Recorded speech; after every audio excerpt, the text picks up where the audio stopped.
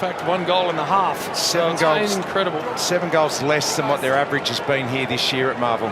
Port have kept Carlton to. They average 107 points here. The siren's going to sound. And Port Adelaide have done it again on the Friday night stage.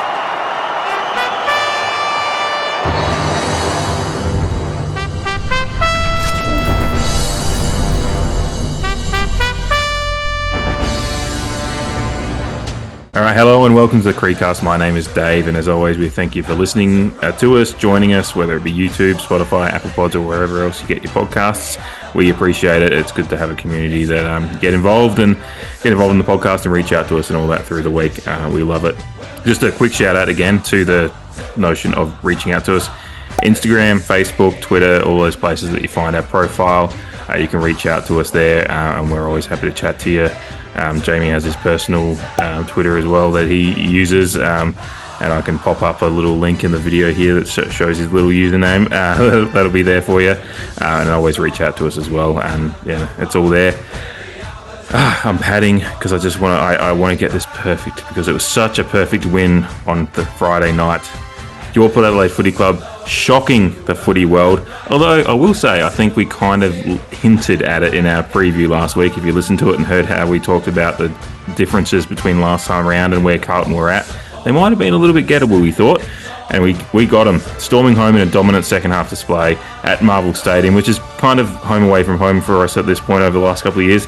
Beating the Blues by what ended up feeling like a comfy 14 points. It was a weird feeling at the end of the game. It felt really cozy, even though it was close on the scoreboard. 11-13-79 to 9-11-65. Jamie, the lids in Daniel Gorringe's kitchen are safe once again.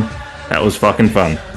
Yes, the lids might be safe in a Carlton respect, but I saw a funny video of someone putting Port Adelaide logos over the lids that he did earlier this season. So yeah, hello everyone. Hello to you, Dave, officially. Just before I go, a quick shout out to Stu and Jess from Melbourne. I know you guys will be listening. Stu reached out to me through Facebook during the week, found me in a Port Adelaide supporters group, and we were chatting. Stu, I apologise. I haven't replied to your last message. I was half a bottle of Red Deep on Friday night, and I actually just saw that you'd liked one of my comments, and the weekend got away from me, so sorry, Stu. But thanks for listening and thanks for your support. And also, Jess, your daughter. Dave, though, I got to ask, did we win or did Carlton lose? Well, yeah, the framing of it was because Carlton. For 3 or 4 days, all I've fucking heard is just shit about Carlton and their woes and how hard done by they fucking are. Mm-hmm. Yeah, apparently they only had a 3-day break and had to travel to like Antarctica in between at one point. And even though, tough. Yeah, I know, like, oh god, all the and we found the Fountain of Youth, and we had a 2-week break or something like that. I think James Brayshaw was mentioning on the telecast. You would have thought that was the case. It was ridiculous. I had that in my notes as something to touch on at one point. So yeah, that's a good way to start. It's just, and this is kind of the point I was making last week when I talked about the Rashudo talking about Rosie diving for free kicks or however you want to frame it. It's not like I don't mind having a discussion about how players play and or the different issues that teams have to play with, but it's always framed as like an absolute in one direction, and it's just like this is like narrative forming and like irresponsible narrative forming. And this idea that Carlton had like this like really short preparation and Port had just, were sitting back twiddling their thumbs waiting for the battered and bruised Blues to turn up at their home ground.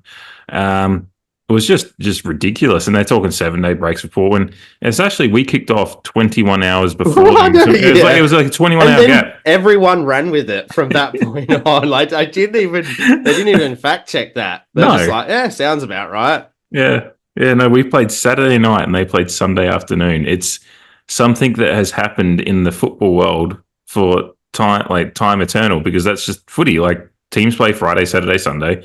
Sometime a team that plays on the Sunday is going to play a team that played on the Saturday. Sometimes they play one that played on the Friday, and yes, they do get that real gap between the performance. But Port played Richmond, Kangaroos. Carlton played the Kangaroos, who have proven to be a far more of a stern test of late, and good on them. Long-suffering fans at the Kangaroos, apart from all the ones that are still deciding to tweet about HORNE-FRANCIS more than their own club. I'm not talking about you guys, but the rest of you. Good for you, seeing guys like Harry Sheasel and stuff come up. But yeah, they played ostensibly like a decent team to like rest into the game. But of course, they got their injuries and maybe it's a little bit of karma because that Harry Mackay thing's like a little bit weird. I'm not casting any aspersions, but illness. No person outside of Carlton believes that he was withdrawn from the illness. But even then, like the last time I checked, we were still $2.50 outsiders, and they were $1.50 favourites with all those injuries and the short break considered. Like, I don't think we were given the same luxuries after we came off a 5-day break travelling from Hobart when we played them last time around, when we lost to Carlton. And look, like the last quarter at home was shit. Like, we all understand that. But we're also missing some pretty key components, which we touched on in the preview, like you mentioned. And I don't think we were afforded the same luxuries as Carlton have been for the last 4 days. It's pretty fucking ridiculous, if you ask me. And then in the same round of reviews, a club that we smashed a few weeks ago in Western Bulldogs are now the shining light of Victoria. It's just ridiculous. From South Australia or everywhere outside of Victoria, that is. It's just ridiculous. I saw, the Western Bulldogs, are they flag favourites? I saw on one of the shows at one point. I think it might have been 360. I can't remember, or was it? It might have even been. I watched Daniel Gorringe's podcast today, so it could have been his too. Which that was just into that tomorrow. That was just some beautiful schadenfreude. I actually don't mind him. Like, he's just he does take it go take it both ways well. But I was like, I'm gonna listen to Daniel Gorringe's podcast today. he was angry, but yeah, it was. Yeah, Western Bulldogs are suddenly one of the premiership favourites. And look, if you actually do look at form lines and look at a team that's coming up in what is such an even top 8.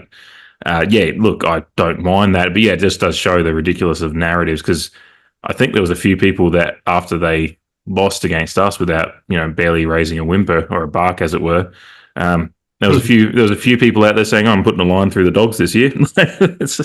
Which is just, they need something to talk about, and they need, buzzwords and click points for headlines and whatever. But putting a line through any team this year is fraught with danger, because, Sydney, a month ago, we'll get to Sydney later on, but it is just interesting looking at our win this weekend, us beating Carlton, St Kilda getting the win over Essendon, Dogs getting the win over Sydney. There's all teams that we've beaten in the last 3, 4, 5 weeks in St Kilda, who people didn't give much respect to that win, but since then they've beaten Sydney and Essendon are doing their patented late season collapse again. But Essendon were still a team that were the scariest slide in the world. Essendon. Yeah, just to touch on the Dan Does Footy podcast.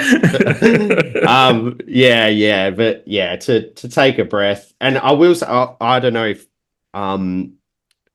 it's easily forgettable because it's only relevant if your team plays on a Thursday or a Friday. But I listened to Crunch Time on Saturday on SEN, or I listened to the podcast after the fact, and I will say that it was quite refreshing that they had Phil Davis and Dan Hanbury on, along with Sam Edmonds and Tom Morrison.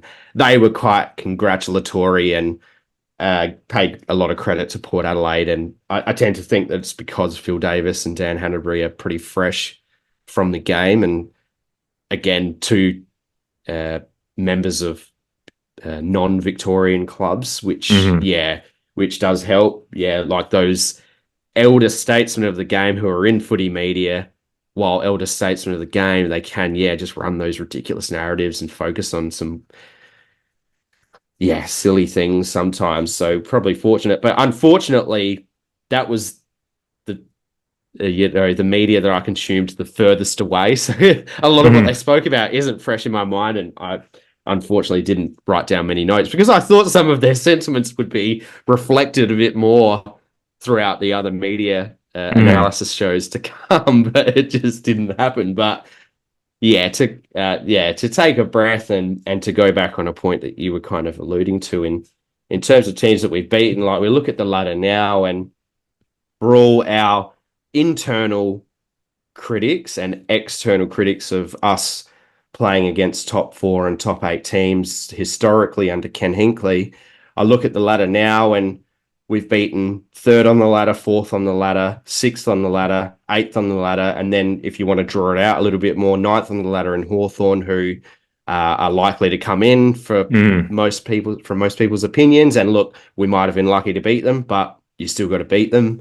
10th and 11th by just about a kick. So it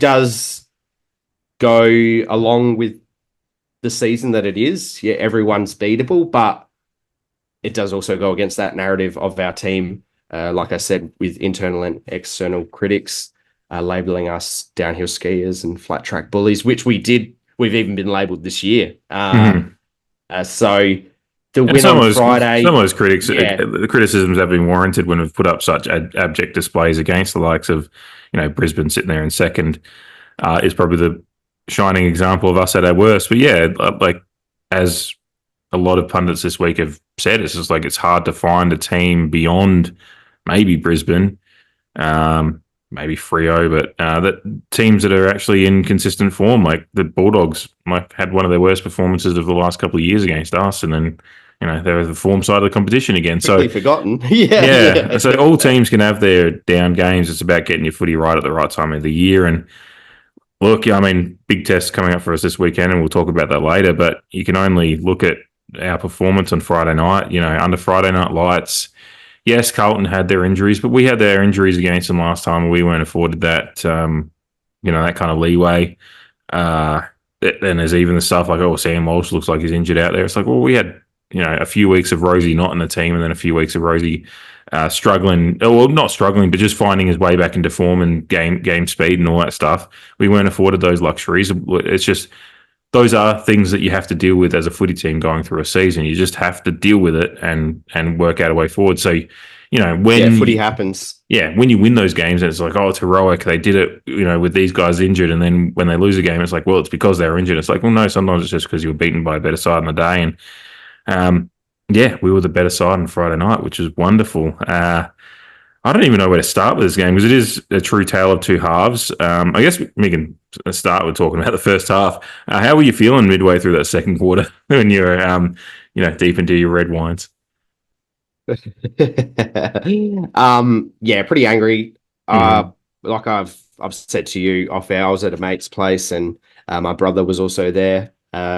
Look, two of us being Port supporters, my mate being a Melbourne supporter, who I've mentioned on the pod before, and frustrated because not only did I think we were getting a bit of a bum rap from the adjudicators of the game, particularly in that second quarter.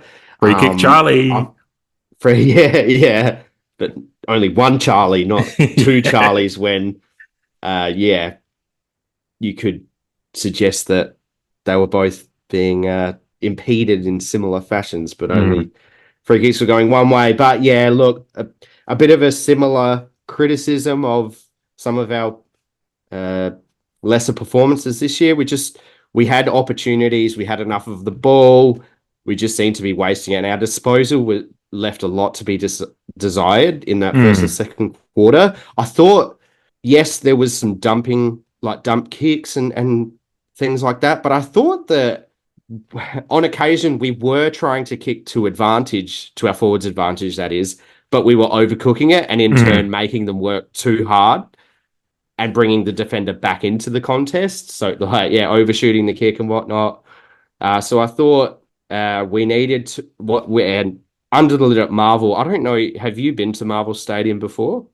Football game, that is. Not for a football game, no. I randomly saw rugby sevens there in the Commonwealth Games in 2006. Oh, we have chatted about that, because you've mentioned that to me. But I've been to an Ed Sheeran concert there, funnily enough. Yeah. But I have also been to a Port Essendon game when I've been in Melbourne, and just a little swipe to a couple of fan bases. I do think Essendon supporters cheer a bit like Crow supporters, just kind of quiet unless you kick a goal, and then it's really loud. But in saying that, when it is loud and the lid's closed, it's fucking loud. So, and Carlton, obviously parochial crowd, much like ourselves, we needed to quieten the crowd. And while we were ahead in the first quarter, and it's another first quarter that we have won this season, so we're a good starting team, although there's another criticism that I heard in reflection from some professional is that we haven't really jumped out of the blocks, and which that may be true. And I guess, I mean, that Western Bulldogs game would probably go against that. Again, a recent example of a game where we have blown a team out the blocks in the first quarter, but was 5 goals to nothing. Was that 5 goals to nothing in that one? Something like that. I think it was. I think it was Bont kicking in them their first goal in early in the second quarter. Second quarter, for sure. But even though we haven't blown a team out of the blocks in the first quarter, like, we've won a lot of first quarters. We have been starting games well in that regard. If you're going to just simply go, did you win that quarter or lose that quarter? So then, we face a second quarter, Carlton get up and about, the crowd gets involved, and we're succumbing to a little bit of the pressure. Our disposal is a little bit sloppy. Mentioned the free kicks already, and all of a sudden we're struggling to kick a goal, and they've banged on, 6 or 7 in a row? I think it was 7 in the quarter, so whether it was 7 in a row, but it was the quarter. I think it was 7 for the quarter. According to the Daniel Gorrin's video, I watched 20 times that night. We're frauds.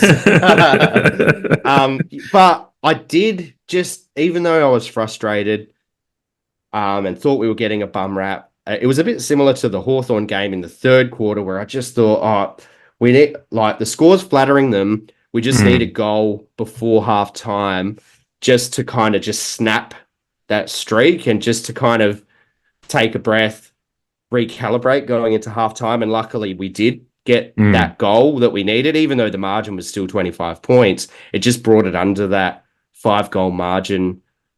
It's just it's just a little mental boost. Exactly. Yeah, one with getting the last goal of the half. And when you do get that goal after a quarter of fair attrition, some bad luck in the umpiring decisions, some just bad execution of skills and your forward movement. But when you do get that goal and you go, geez, we've gone through that shit fuck of a quarter, and we get that goal and we go, well, it's only 4 goals. And we've done, exactly. and we on have a fast track. Yeah, and we have done this before this year, and maybe, the Hawthorn game being a shining example of coming back from an even larger deficit against what we now know is a fairly fucking good team. And then, they maybe, who knows what the inner sanctum was like on the night, but they, how the players were looking across the other side of the field and go, because Carlton did tucker out in that second half. So whether they were looking and going, yeah, they're gettable because they look a little tired already, and I think we can overrun them. So all those things going into halftime, as you said, that goal is just such an important thing. I was pretty, I guess, anytime you're down by 4 goals at halftime, you're not going to be happy, but I did feel like that they were gettable at halftime. It was a weird thing. It's often, sometimes you sit there at halftime and go, geez, we don't look good. I think better at halftime this game than I did probably the Adelaide Oval one, because I feel like we're getting beaten more on the night across the game in the return game back at Adelaide Oval a couple of months ago, whereas this one they did get a run on, but our intent and endeavour and some of those things just around the ball. It's funny how that works sometimes, like your perception of the game and different aspects of the game. Yeah, particularly when you've come up against that side once before and you have something to contrast it with like that. Yeah, and I just it felt like 4 goals down, and just it would have taken. We needed everything to go pretty perfect in that that third quarter. And then, to be fair, for the first 12 minutes of gameplay in that third quarter, we didn't score a goal. We had all the play, but we couldn't find a way through. There was a few of those fumbly moments, and there's a couple of moments in my notes where I'm like, this is going to be something I write down. Will I look back on this and regret? Will they just go down and kick a goal? And they threatened to a couple of times. That's what generally happens. Yeah, we see it all the time. Yeah, 5 minutes of play, and then they just go over the back, and we're certainly susceptible to it. But I was actually really impressed with how we didn't let that happen against a team like Carlton, as we've talked about.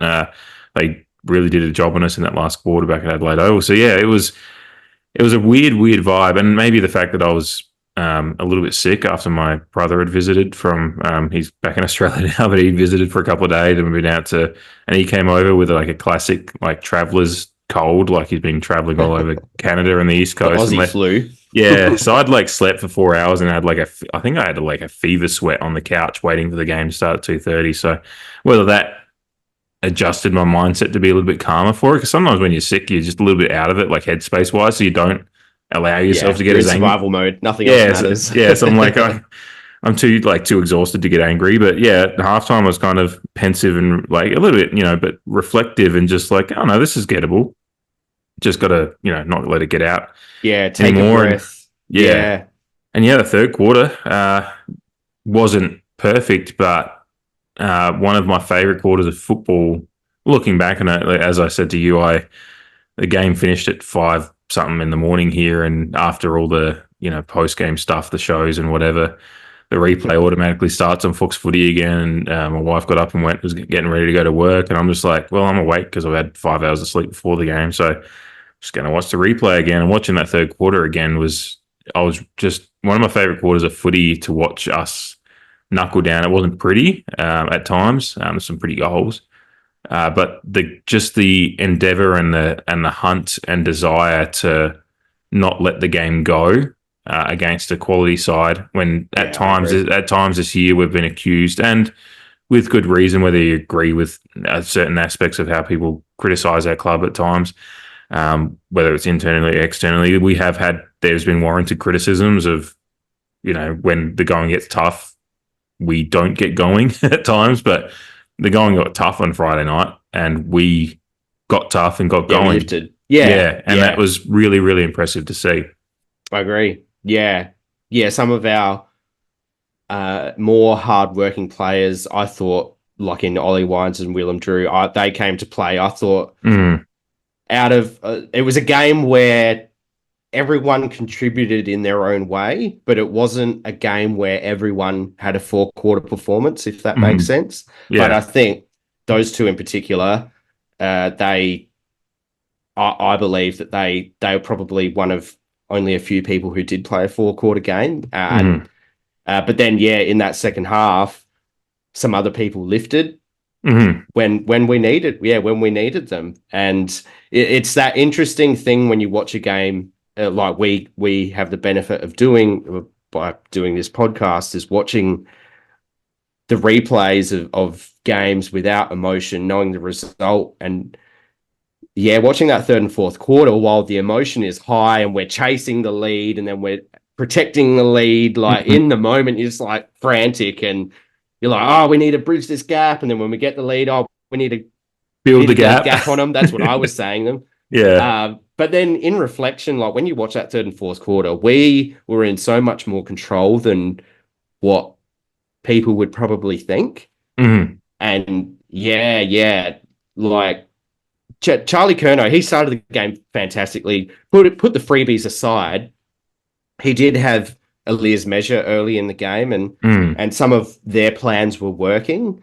But some of the adjustments that we made at halftime, like Zerk Thatcher lifted, and then they were like, well, they've got no other target, so we might as well dub it. And oh damn, I should have pre-prepared it. But our friend of the pod, Timmy Nash, he put up a fantastic tweet that basically said like Port versus Blues. I'm paraphrasing here, so I apologize if he's listening and I'm doing this an injustice. But basically said like one team lost because they kept bombing it long to Charlie while he was double teamed. And it'll be a shock to you to know which club I'm referring to. And that's pretty much exactly what happened. He's a very good. He's a very astute watcher of the game, and in a similar sense of humor to I think ourselves, which is good. Love Timmy, and I'll pop that if anyone's listening. The tweet will be on the screen as you're listening, so you'll see it. But it was on YouTube. Yeah, sorry, watching. Yeah, I'm still recovering. But that's wait until we get to talking about LinkedIn and Linktree.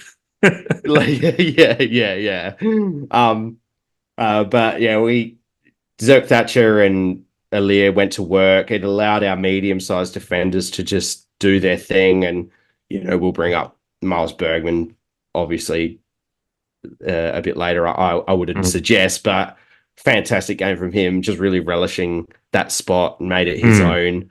Funnily enough, not his preferred position, or it wasn't the start of the season. But he does seem to, does seem to relish the contest in that role, doesn't he? So he seems to enjoy it. So he's got the dog in him. That's another thing. Yeah, he's just got that that willingness to compete until the ball is either dead or won. The midfield, the guys who were probably like Connor Rosie, I thought his first half was good. They shifted the tag, and then I thought it was smart to move Butters a bit more forward, and then he was coming back into the midfield after the fact to just and then it's been documented where we've been paid credit that that was his best quarter of the game to get us back, get our flow back. And the last quarter, JHF's second half has been pretty well spoken about too, thankfully. Quiet first half, although I thought he was competing very hard in the first half, although getting caught a few times with the ball. And but he lifted to the occasion, and that was the thing. Everyone just went to work. It was one of the most pleasing things. And whenever we lost the ball, again, just watching a replay without emotion, like we just had all the answers, and more often than not, got the ball back. I mean, we held them to one goal in the second half. That just about says it all. When we went forward, we looked really damaging. Thought Rioli just looked primed for a magical night. Unfortunately, didn't quite get the return. But just pieces everywhere, looked scary. Like, have to talk about Radaglia. That move, inspired magnet shift there, and credit to the coaching team and Ken. He says they called it on Monday. Did they call it when Harry Mackay gets ruled out late? I'd probably believe Ken. Because objectively, they have Wiedering, but then the others around them, like, they haven't bedded down a second tool defender, Carlton. So, if you get it, if it's a game in the air, then we can beat them in the air. Yeah. I had it in my notes, actually. You said magnet moving. I had one of my key things I wanted to touch on was creative magnet moving was a really impressive part of the game. You've already mentioned about, it was a discussion point, particularly after the last time we played them, about, trying to figure out the tag. And we talked about it for a few weeks there when, Butters was getting a bit more of a tag and a bit more attention. And it was good to see them finally kind of take that tact. Or, I mean, they've moved, Rosie's played a bit of time at forward, and, David King wants him 50-50 up there. And, Butters does play around there a little bit as well, and HORNE-FRANCIS. And the fact that they did take that tact to kind of move Butters, up forward and get him away, and then that just moves the tag to Rosie. Because if you can disrupt the tag, because if the player's just tagging the same player all day, then it helps him out because he doesn't have to think too much. He's got one player. And we didn't have Rosie last time, so they could just bed down on Butters the whole game. Yeah, exactly. So, and we touched on that in the preview last week as well, and I'm glad you reminded me, because that was a big part of the magnet shift that helped us in this game, is that we were a little bit more dynamic, both in the middle and up forward, because we didn't have Rioli last time around either. So there's a lot of different things that we kind of, with having the luxury of a few magnets to move, the move for Radaglia up forward was really, really nice. I did have the same question about the Mackay, like when was, but there was a few people calling for it, I think, through the week. I think it's just on Twitter or whatever. There was some discussion about where Sav will play, and I like that. He's a big body. Obviously, we can see that he can mark, but the fact that he can actually, rather than trying to read the opposition and work out where the ball's going to go, he can actually be a lead up forward for kicks coming in that are actually meant for him, and use his body against, as you said, like a defense that's a little bit more set with Dixon there as well, and then just Georgiades running around doing what he does. And that was a really good, I think it's Radaglia's second goal. I think it was the one that was a little bit more out in front, and a little bit closer to goal. It was the one that got us back within, or did it get us ahead?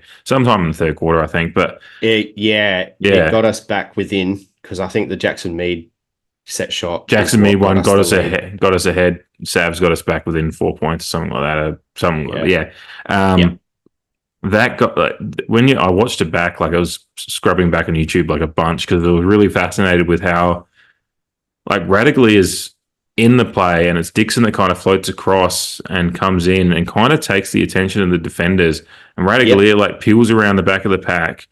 And it's kind of like a screen in basketball. Like Dixon just came in and took the attention, and Radically just wheeled around the back as the attention to be freed from him, and just took the mark. And Dixon kind of just head down strolls away, like, "Yep, did my job, boys." Like, job done. Yeah. And it looks that's it. And it's hard to do set Punch plays. my card in the time clock. It's hard to do set plays in a game like footy because, basketball, when you can set up and it's just such a small condensed area. Yeah. You can do screen. It's something you see all the time, but it did look like something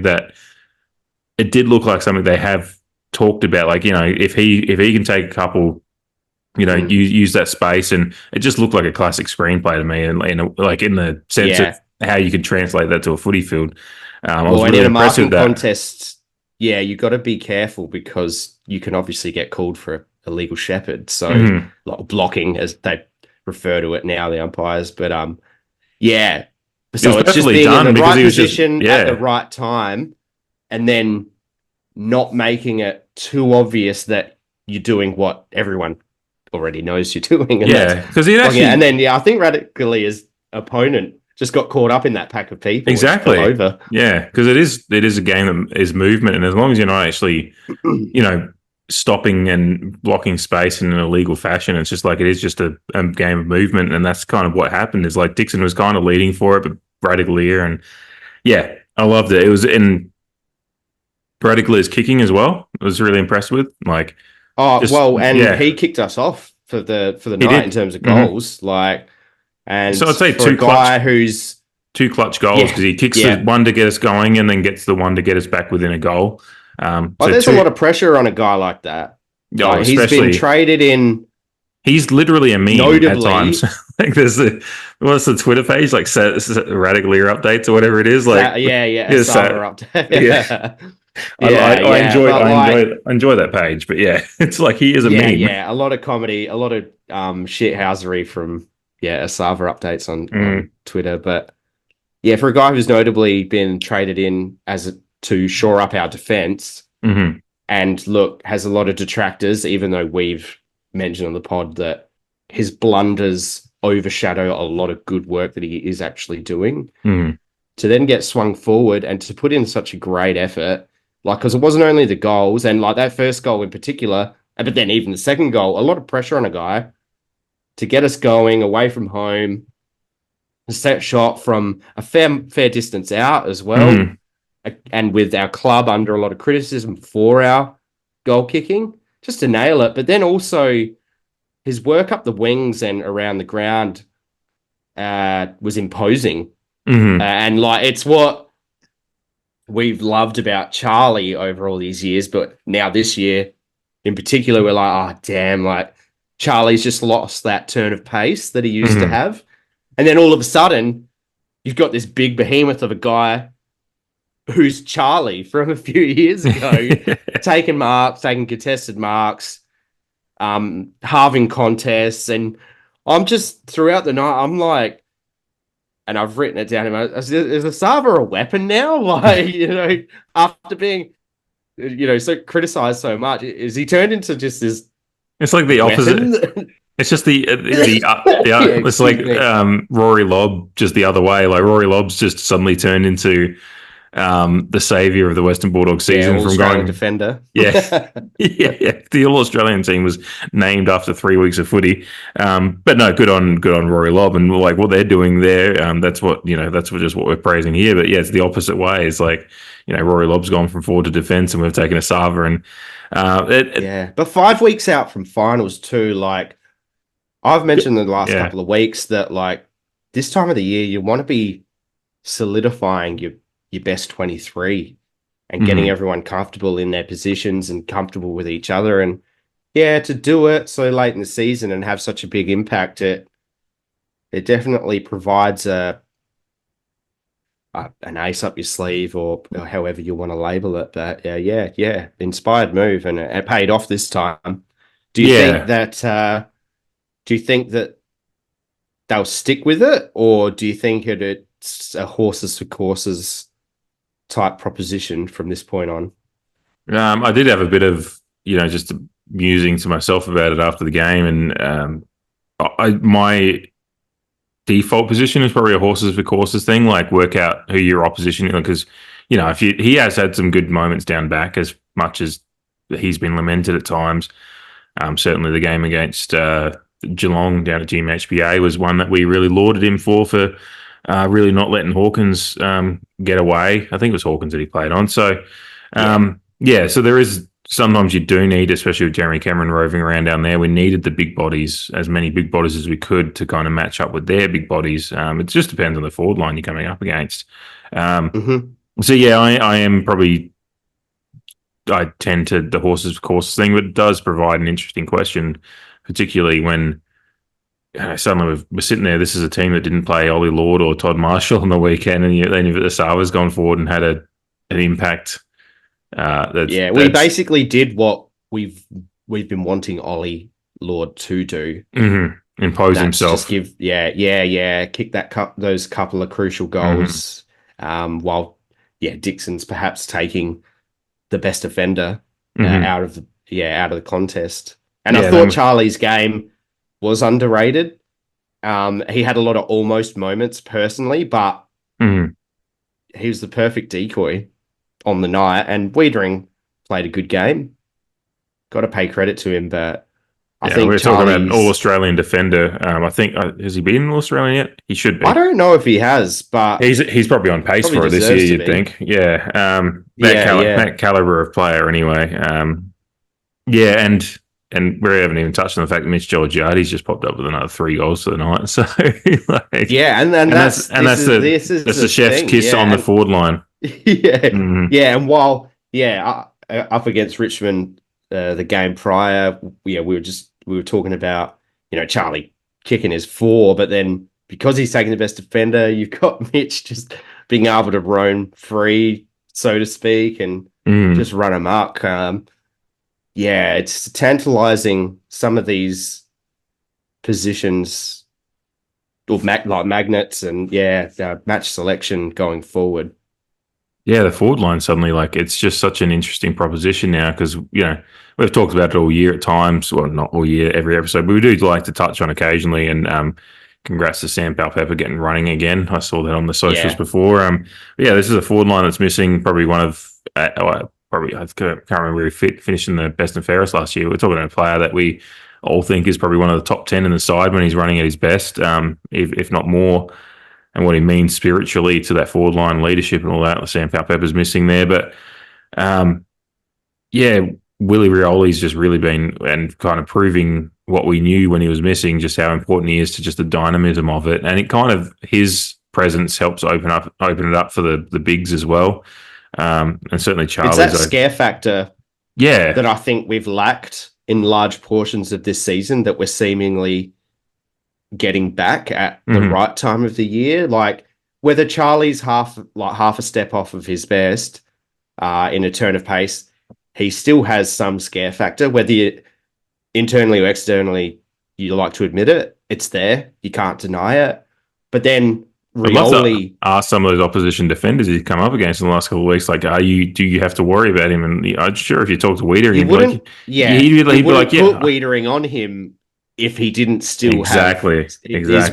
is kind of where I'm at. But then Rioli, we talked about it last week. Scare factor, just put it in his area and let the magic happen. Asava going forward, it's just like that scare factor, because it's like, well, we can't just move Wiedering to him, because then Charlie with the scare factor is left on his own fighting against fucking Kemp or Sard or some shit like that.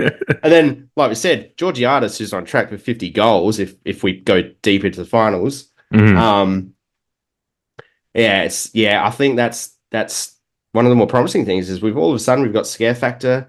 I mentioned it last week how the whole team as a whole is kind of in the region balance-wise of where I'd like it to be. Yeah. And yeah, I thought across the board, our role players lived up to that notion, you know, like if we're still focusing on forward line, DBJ lifted in this game. Frankie Evans, I thought, while he didn't light up the stats page, I thought he featured enough. And we've spoken about Narkle several times since coming back into the side, although, you know, having to be the sub again in this game.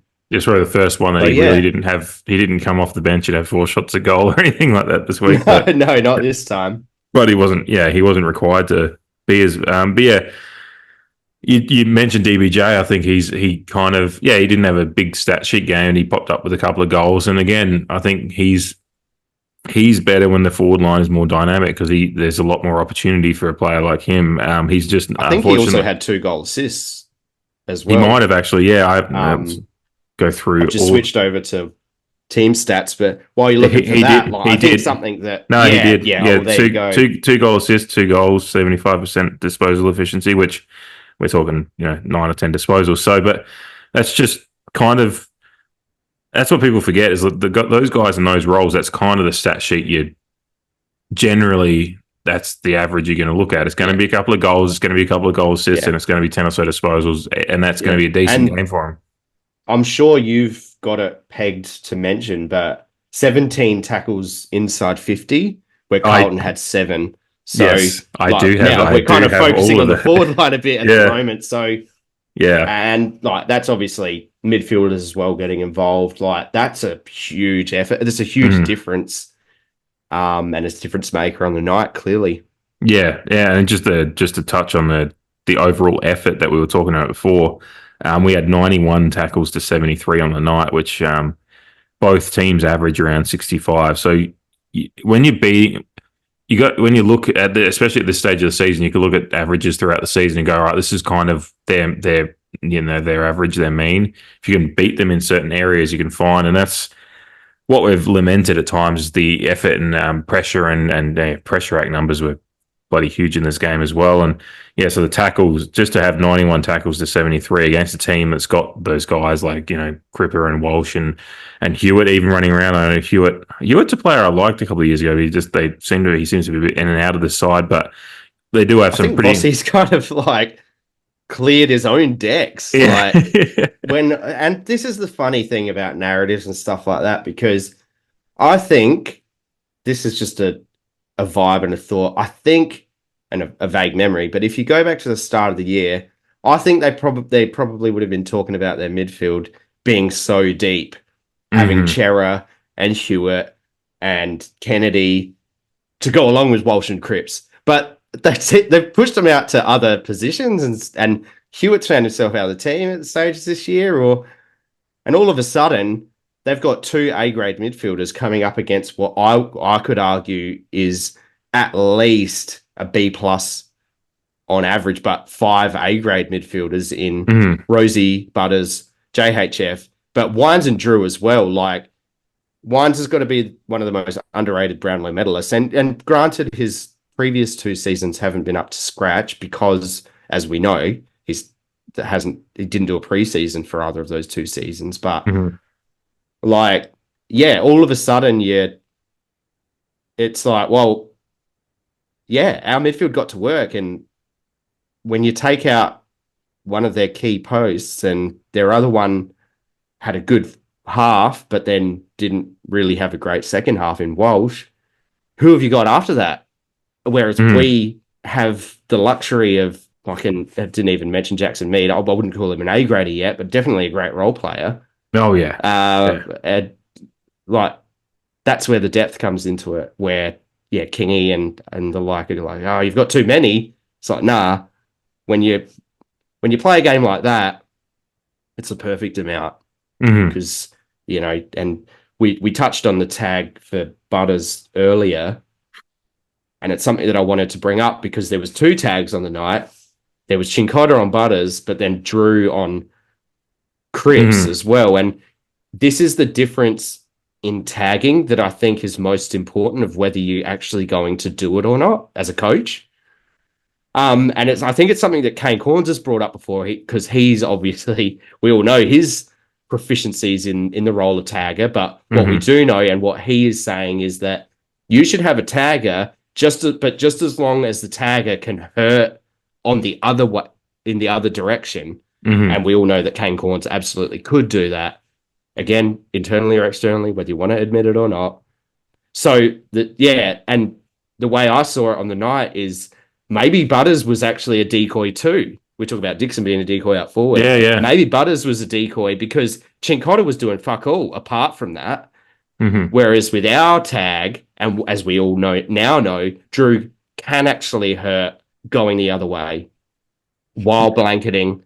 And I wouldn't say he blanketed Cripps. Cripps featured, but his score involvements was so much lower than what his season average is.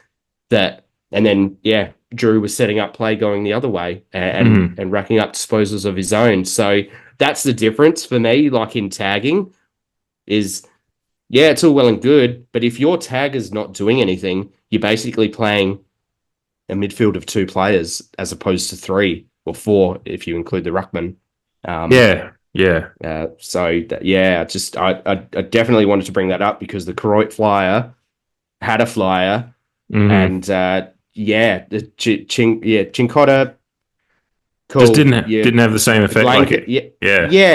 You've done your job, I suppose. You've taken Butters largely out of the game in a half of football, and then they put it back on in the fourth quarter. But what are you doing to help your team the other way? Yeah, obviously not that much in the end, and maybe it was, I don't know, but maybe and Josh Carr and Ken are going, well, that they're obviously going to do that off the back of our game earlier in the season. Maybe we just roll with it because we got Rosie back. Some of these other guys are in a bit better form than when we played them earlier, and we can take advantage of it.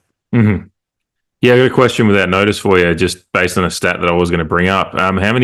What percentage of centre bounce attendances do you think Butters had? Unless you might know the number already, but I don't know. But I did hear on one of the shows that it was one of the only areas that he could take advantage, because I think they were playing Chincotta still off of half back. Well, he was only at 25% of centre bounces. So. Yeah, right. Yeah. Well, I guess how many goals were kicked on the night as a whole? For the entire 20. Yeah. 20 goals. So, yeah. I mean, it's interesting. Well, CDAs, it's an interesting stat because it is for us, especially CDAs. But I'm like, that doesn't include stoppage, does it? It's just no, it's just centre bounce. Yeah. But when you see what Butters can do from a centre bounce, we've seen it a few times this year. So, you're going to use that weapon if you've got it. But if you know the tag's on, then you just keep him away from that and keep the tagger away from that and put the guys in there that are going to, so you can. Yeah. And again, as you brought up earlier, the creative magnet, moving around that we were doing on the board all night is what helped keep, things open for us. And as you said, Cripps just didn't have the same, 3 score involvements. Walsh only had 3, Hewitt had 4. So it's just kind of, that's a few of the big ones. And, Kerno was their best in the night with score involvements, but that was very much in the first half. So, yeah. You touched on it before, but kind of just want to talk about it again before we get into anything else. I was really impressed with the defensive effort as the game wore on. I think that's something to really.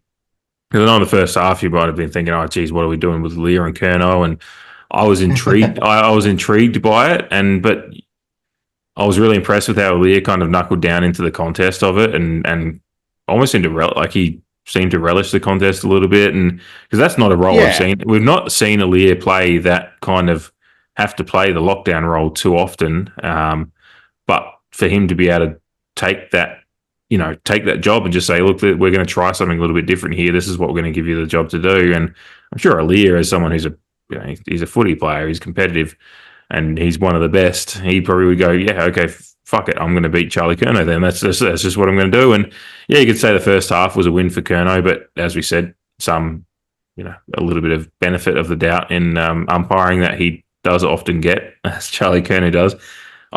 Side note, I don't have so much of a problem with the frees he gets. I have the problem that no one else seems to get them. That's my thing. Like, I think that was the general consensus. I think that is what it is. Yeah, across the night and post match. The one and like a lot of focus has been on Aaliyah in regards to Charlie's goals, but he got one from a free kick against Bergman, which I thought was pretty ticky touchwood, to be honest. So that's not a goal against Aaliyah. I think Ken actually alluded to that in the press conference after the game. Like, I think Aaliyah actually only gave up one goal on him, maybe two. Pretty much, yeah. I think it was I only had one in mind without actually having looked at the footage. Focused on that. I've just been watching the replay. Yeah. But I've seen Aaliyah's matched up against Buddy. Like that Sydney Port game, the Scott Lysett Ruckman shouldn't do it game. Yeah, Aaliyah was matched up against Buddy for most of that night. And I think kept him to a low goal total for large portion of the match. I think Buddy might have. I think they got it. Sydney got away for like a little bit of the game, and Buddy had that one where he ran along the boundary and slotted one in. But yeah, for large parts of the night, he did. Yeah, if that was remembering the game rather than the matchup. But I think Buddy didn't get away from us or anything like that. No. Yeah. No. Yeah. And clearly, we don't really need to get into the Buddy resume to for people to know what caliber of player he was. So. Yeah, what he's capable of. Yeah. Like I think I said earlier in the season, maybe in our preview shows, that with Asava coming over, it'll be interesting to see what they do, because I do think that Aaliyah is still a good one-on-one defender. While he's pegged as a master interceptor, he can hold his own, in my opinion. And Chicono kicked 3, but I still believe that. Yeah.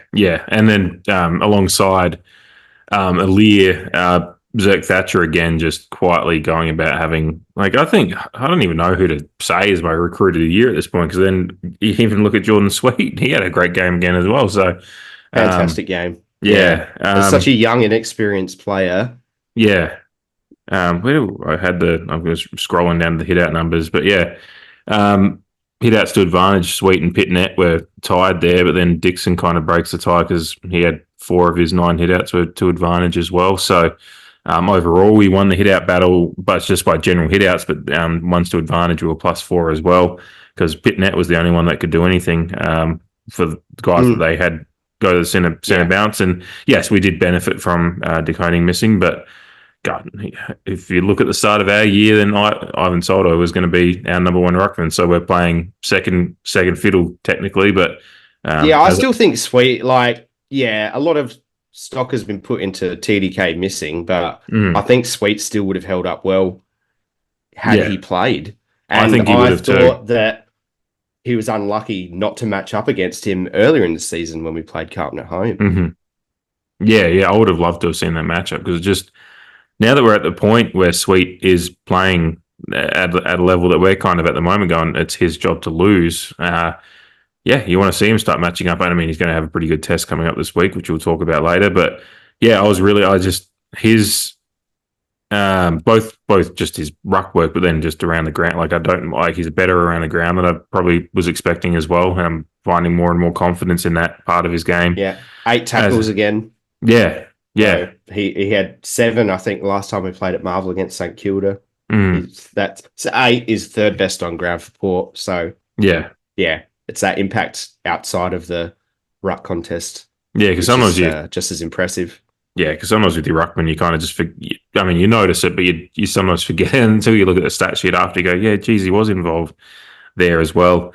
But yeah, back to Zerk Thatcher again. I thought just had a really nice game. Yeah. He had I would just on Zerk Thatcher. Sorry, I would agree with some of the commentary that early in the game, when the pressure was pretty hot, he was getting a bit sucked into that body versus ball decision making. I think he gave away one of those free kicks as well. He kind of put a block on someone, or was he just involved in one of those ones where he kind of had his body? And one he tried to body a guy out, maybe take a half a specky, and it went out the back. So that happened a couple of times, but again, when you're presented with a challenge or the game's not going how you want, we love how people respond to that. And one of the things that I think in the last 4 to 6 weeks in particular, when he's got that confidence in his game within game, is just some of the intercept marking that he's now, maintaining, that level of intercept marking that he's maintaining. It's not second half. That's where he really lifted. Yeah, it's not flash in the pan stuff that he's doing. It's like week to week now as we're seeing the same kind of performance and the same level of confidence. Because he only had the 4 marks of the day, but just as far overall intercept possessions, he had 11, which led the team. Like, they only put one of our players that had double figures there, and second was Aliir, obviously, and then Bergman was third. So it's kind of like he's beaten those guys, and he had the 8-1 percenters as well, because there was a couple of spoil, just fists coming in from the side kind of stuff that he does. And Danny Frawley would be very happy if he would be with us. Yeah, he'd be looking down with some pride. Yeah. It's all those little things. If you do believe what Ken said, just to pause there. If you do believe what Ken said in his post-match, that they did make the Asava decision on Monday, that just goes to show the confidence that they do have in Zerk Thatcher to hold up a key post spot. And they obviously had him pegged to go up against Mackay. If that scenario is true, and take it on face value. It just goes to show where the confidence lies in him at this point in the season. Yeah, and look, I tend to agree with, because I just don't think, because the Mackay news only came in like a few hours before the game, right? Yeah. Yeah, it was late out. Yeah, it was. Yeah, the true late change. So I just don't think we're going to flip the script that late, unless they had some whispers that he was. But and considering we had dropped him and then injury or whatever, and we have gone to as you'll want probably 6-8 weeks ago now, when you mentioned wanting Bergman to go back and play. So we have restructured that defense over the last 6 to 8 weeks to have Bergman be more full time. Zerk Thatcher and Aliir as well, and Bergman being that probably third marking, big marking defender. He's not like a key defender, but he's big-bodied and can take those marks as well. So that does give credence to the idea that the Asava move up forward was an early move, and this is just, they played the structure that they played the plan they had been planning to play all week, and it absolutely worked to a T. And it was beautiful to watch. I know there's a few other stats and stuff I wanted to get into, but I'm kind of holding it. Oh, I did have one more. We talked about the Mitch Georgiades before, but kind of went away from it again because we kept on talking about so much good stuff. But I just wanted to look up because he's sitting 17th in the Coleman standings right now. Not that I'm expecting him to go on and win the Coleman, like that's just not what. But it's more the fact he's up there. He's bridged a fair gap since coming back into the team. Early this season. Because most players in the leaderboard are on 18 or 19 games. Jake Waterman's right up there with 16 games, and Jamaru Ugle-Hagen's got 17. But everyone else on the list has got 18 or 19, and Mitch has only played 15 for the season. So he's averaging 2.2 goals a game. I'm just trying to find the right list here. The only players that are actually averaging more goals a game than he is Harry Mackay, Jake Waterman, Ben King, Jesse Hogan, and Charlie Curnow. So that's kind of, and then there's a few like Josh Tracy. Good names there. Yeah, Josh Tracy, Jamaru Ugle-Hagen, and Jeremy Cameron are the others that are averaging 2.2 like he is. So that's kind of the echelon he's got himself into. And we forget, like you could say, he's played 15 games, so you'd like maybe some be, the worst critics out there would be like, he could have a couple more with some of his misses. But the fact is, we're also talking about a guy that was coming back from ACL surgery. So this kind of result for his season is just really, really impressive. And that's why I wanted to bring that up, that he's up there in the top 20, 17th. Yeah, you might just go, 17th, whatever. But he is our leading goal scorer. He's blasted to the top of our leading goal scoring charts very quickly as well. It would be interesting to know where Willie Rioli would be if he stayed fit all year, but I think Mitch would still be leading him the way he's been going. His numbers and his average and it's building. It's gotten, as we've talked about, it's gotten better over the last 6 to 8 weeks.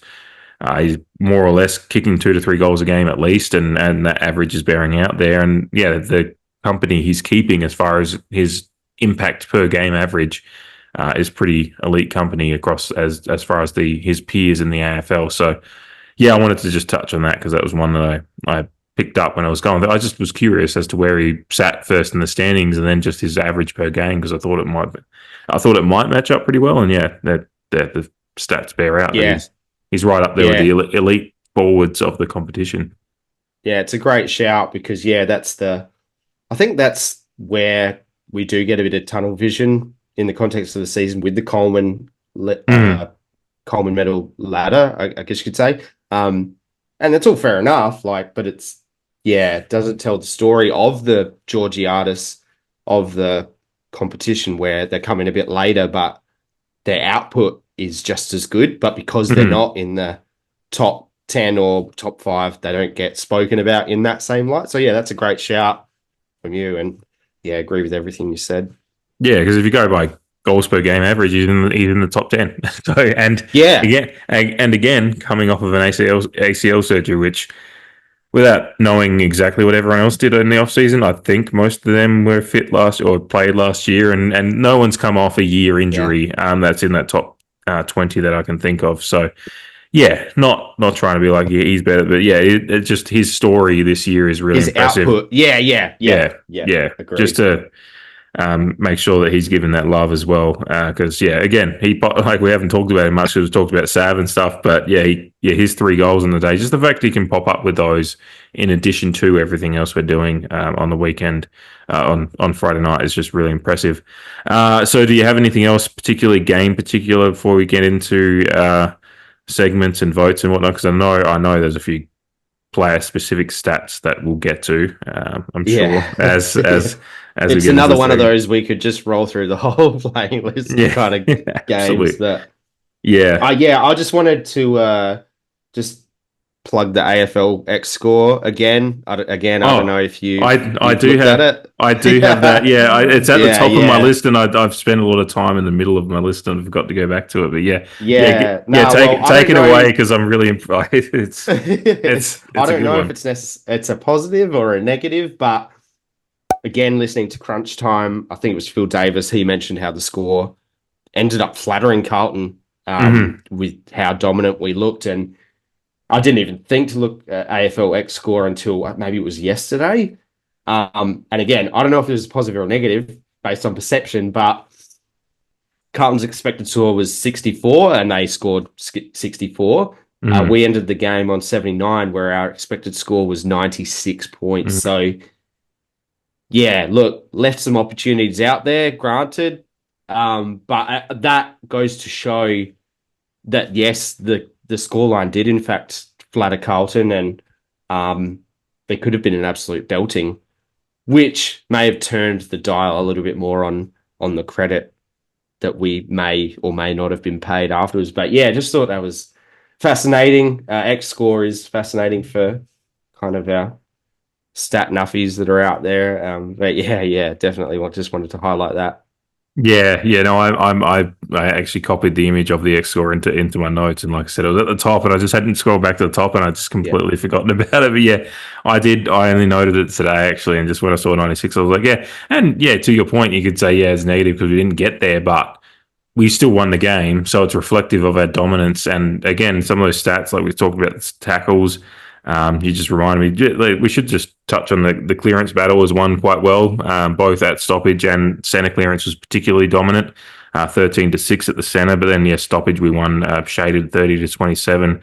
So just around the ground, considering again we're going up against one of the premier midfield battles that you're going to come up against, regardless of what you think about where Sam Walsh's back is at, he's on the fucking field. Again, we didn't get that. We don't get that. We don't get the same series. Yeah. When Ollie Wines has been hampered the last couple of years, we just heard about how Ollie Wines is out of form, and when Rosie was injured the other week, then it was Daniel Hoyne talking about he's not a fucking good player. So he's not a top 70 player. That dominance around the stoppage and the centre bounce is really good to see, and again aided by the hit out dominance that we had as well. And the other thing. And we've been pretty good with this recently, and I think goes to what you said as well earlier about our eyes down inside 50, marks inside 50, 13-9, which probably aids some of that expected score as well. The fact that we probably got more opportunities, but what I would say though is something that I enjoyed is that a lot of our crucial goals did actually come from set shot goal kicking. Yes, we missed some easy ones, but it's funny. Yeah. And I obviously listeners of the show and you definitely like we keep a level head and know that footy is footy and nothing's perfect in Australian rules football. But it's funny how, in some of those higher pressure moments when we had set shot kicks, we nailed them. Obviously we'd all like more goals. But just thought it was, off the back of that is an interesting note that when we really needed to kick some crucial goals from set shots, we did do it. Yeah, I'm just looking at the map now. I think we were at 1, 2, 3, 4, like 6 goals, 4 from set shots. So yeah, we didn't miss too many set shots. Just a lot of those points were general play. There was some of those really frustrating. Like there was a Charlie Dixon snap that looked like on my TV angle. I was like, oh, that's through. But you're just like, It gets marked. It gets marked like at the top end of the goal square. I'm like, how the fuck? Like, I know. Is my perception just completely out of it? Taking too many cold, the angle, too many cold and flu meds. I don't know, but like, yeah. There was a few of those. Again, another almost moment by Charlie. Yeah, exactly. Couple of contested marks that on another night he would have taken and had a shot for goal, but they just slipped through as well. Yeah. But when you look at the map of shots and just our opportunities, it's really pleasing to see. Even if we were a little bit loose in front of goal, and the expected score says that. The fact that we did just generate so much opportunity against a team like that. Yeah, we do have to tidy up the kicking and some of that stuff but I see improvement over the last few weeks. Like we're taking more marks inside 50, which is something that we're crying out for because we've talked about at our worst. We just don't get the eyes down and find the targets. But the last few weeks against some decent opposition at times, I think the Bulldogs was pretty good in that department as well, that we're taking more marks inside 50 versus our opposition as well. So we're doing it at both ends. We're stopping a team like Carlton, even without Mackay, getting too many opportunities with good marks inside 50, and we're providing the opportunities for ourselves. So yeah, really, really good stuff to see, and yeah, really impressive. And I mean, yeah, we lost a contested possession battle, but we had so much of the ball. So and we won the pressure. And was that by 1? No, it was by 15. Oh, okay. Yeah, it was. Yeah, it was a decent bit. Maybe But when you stat rolling around, maybe it was centre, like contested possession in the centre. Okay. It could be. Yeah. Yeah. And Fox to be fair, and stuff, they have the deeper stat. I want those stats that we can't get. Yeah. I mean, if we're winning it in the guts and in the fire, the fiery forward. I'm just completely getting tongue twisted. If we're losing it, if we're pretty much matching in the middle and maybe losing it in either arc, but I think when you marry that up with the tackle numbers and the pressure numbers, you see that that our pressure was good. So the contested possession is a good indicator of where you're at, but it depends where you marry it up with. If we were down on tackles, down on contested possession, down on pressure, that would all come together to make for likely a loss. But the fact that our tackle numbers are incredible, our pressure numbers were incredible. Contested possession, losing it by 15 just is one of those things that doesn't matter as much with the context of all the again, another thing I wish I saved when I saw it, but someone put up a graphic and it was like this. It was like a Venn diagram, a bit more complicated Venn diagram of what is a contested possession and what is an uncontested possession. And there's actually a lot more facets of the game that contribute to a contested possession than what the layman would probably think. Now, look, I bring that up with I can't follow on with it. The obvious ones are obvious, but yeah, just like the loose ball gets, hard ball gets, ground ball gets, like free kicks against, or free kicks, are classed as a contested possession. Just like there's when you would probably think it's maybe 2 or 3 things. It's actually more like 7 or 8 or 9 Yeah. even. But So they could have there's a lot of things that go into it.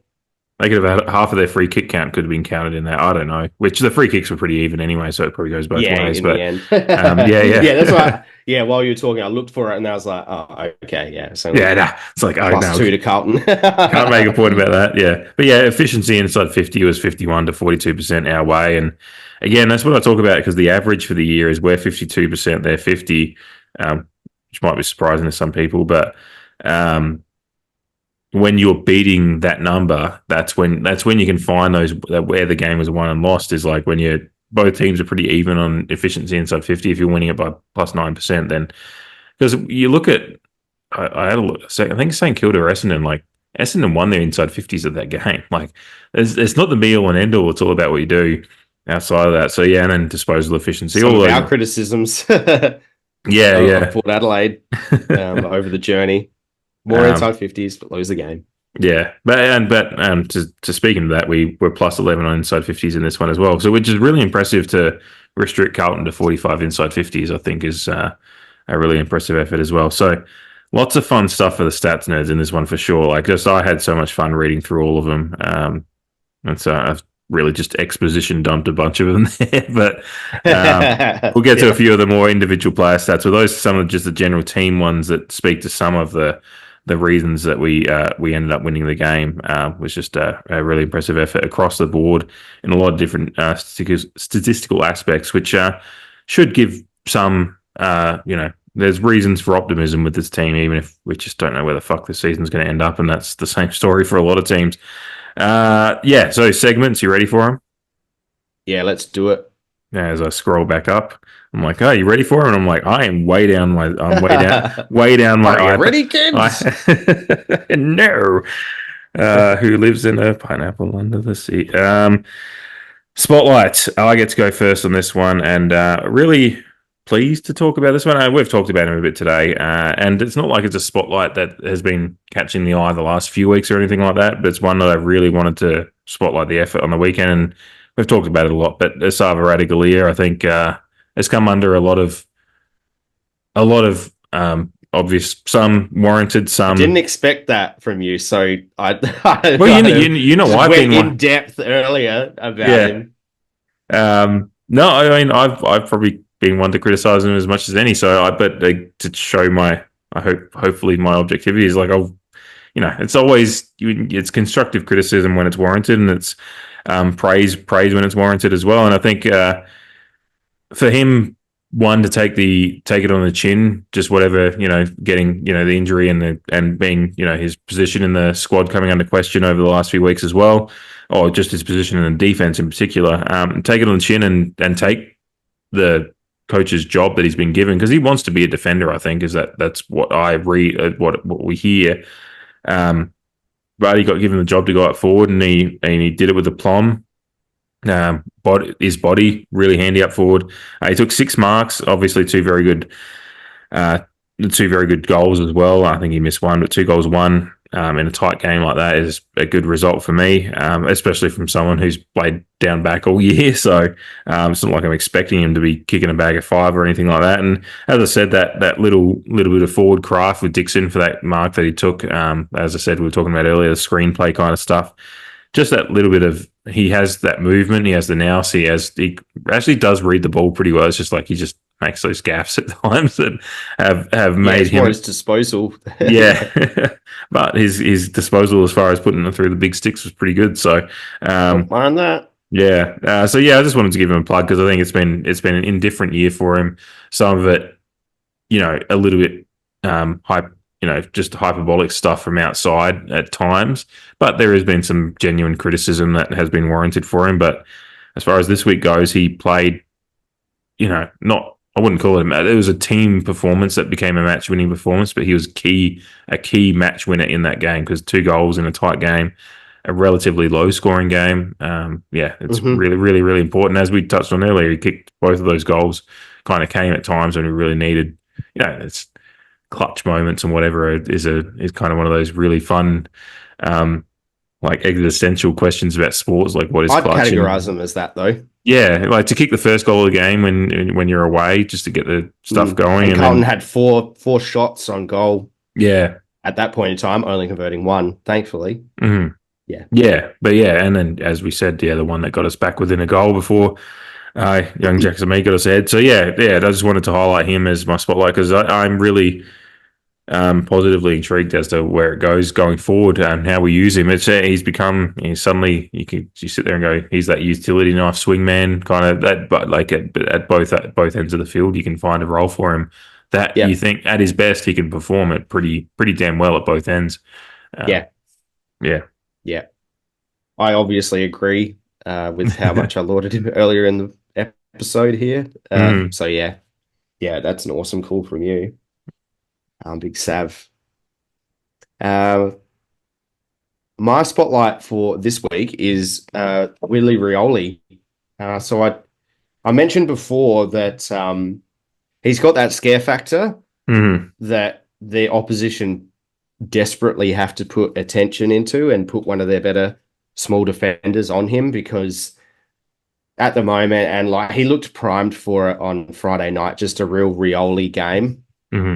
Like just a bit of magic, really magic. Like if it's in his area, he could do anything with it. And across the last 2 weeks since coming back in, he's kicked 3 goals, 5. So the return's not quite there yet, but he's had 8 scoring shots in 2 games. So if anyone's in that, if you're just purely putting it down to scoring shots, if anyone's getting that many looks, they're doing something right. And yeah, you got to be wary of them. And, just from a Port Adelaide perspective, when it comes to finals in recent years, we've seen small forwards like Fantasia, when he was part of our squad, light it up in a qualifying final, had Motlop playing 1 or 2 of his better games in finals for us as a small forward. Like we saw in the grand final, Bobby Hill got the Norm Smith. So small forwards definitely have a role to play when it comes to the busy part of the year. And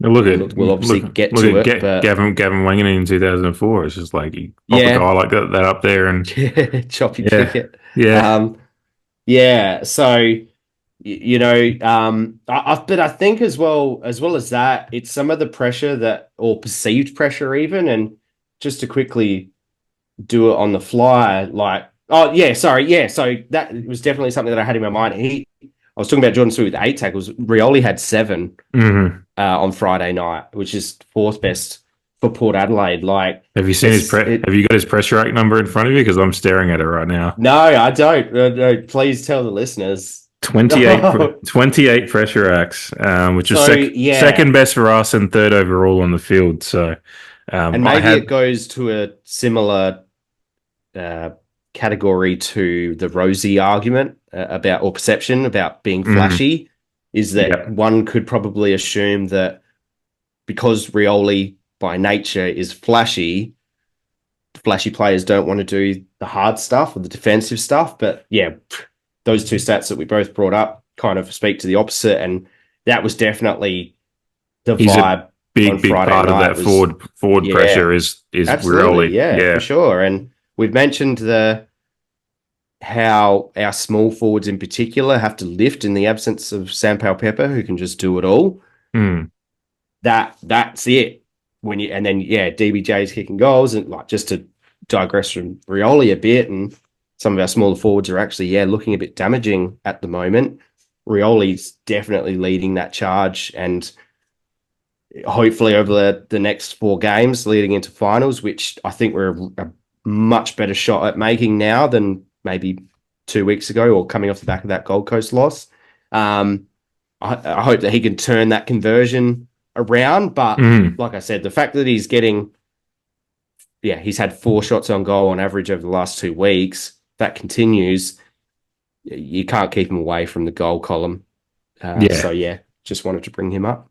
Yeah, just genuinely bringing just getting scored, like even if you're, as you said, slightly wayward, as long as you're getting the opportunities and they're shooters shoot, and they'll figure it out. Like, the greatest shooters in the NBA have gone through slight scoring slumps. So if you just got to keep keep doing all the other thing, and everything else he's doing is right. So, by the way, I mean, and nearly got a shake and bake selling candy goal. I wanted him to kick the set shot from 50 because myself and my brother Aaron, g'day to you. We're both just like Hawthorn game. Like, you kick the second to last goal from 50 meters out. Just go the shot. It's under the lid. I was thinking the same thing actually. It's like he's got it in him. One thing that we haven't touched on though is how many posters we kicked on Friday night.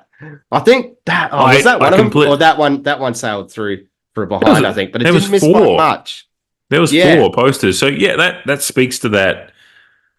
Just a little bit of like bad because a few of those were in that second quarter when every time they kicked a goal, and then we'd have a bit of time, we kick a point, and then they go forward and kick a goal again. So. There was a lot of posters. I'd forgotten about that, but during the night, it fucking did my goddamn gourd in. It was just ridiculous. When the emotions are jangling. You're like, this could be the difference. And that probably that's score. Probably that's where definitely where a lot of that comes from. I would say because there was a few of those that I think Charlie hit the post on one, like a chat, and we love Charlie with his set shot. Yeah, it's a classic Charlie poster too. Like he does those ones where he just hits one that looks fucking perfect, but it's just like he's just hit it and off the boot. It's actually like it's very, very slight change in how the ball drop works, but it just goes to the post instead of straight through the middle. But Rioli, in terms of goals, had an almost game. Yeah, he had his opportunities, and the one that he kicked was nice. But that was really nice. That's a classic small forward goal what he got too. So, and again at a crucial time. And just to touch on the forward pressure as well, the next 2 on our side for pressure acts is Francis Evans and Darcy Burne-Jones at 20 each. So, the forward pressure, again, just to touch on it and make a point for those listening, was really, really fucking good. 17 tackles inside forward 50, and then, all those, 3 of our top 4 pressure act players being those small forward players, just shows kind of what we were trying to do and then what we executed well. The watch list is difficult this week, I find, because I don't have.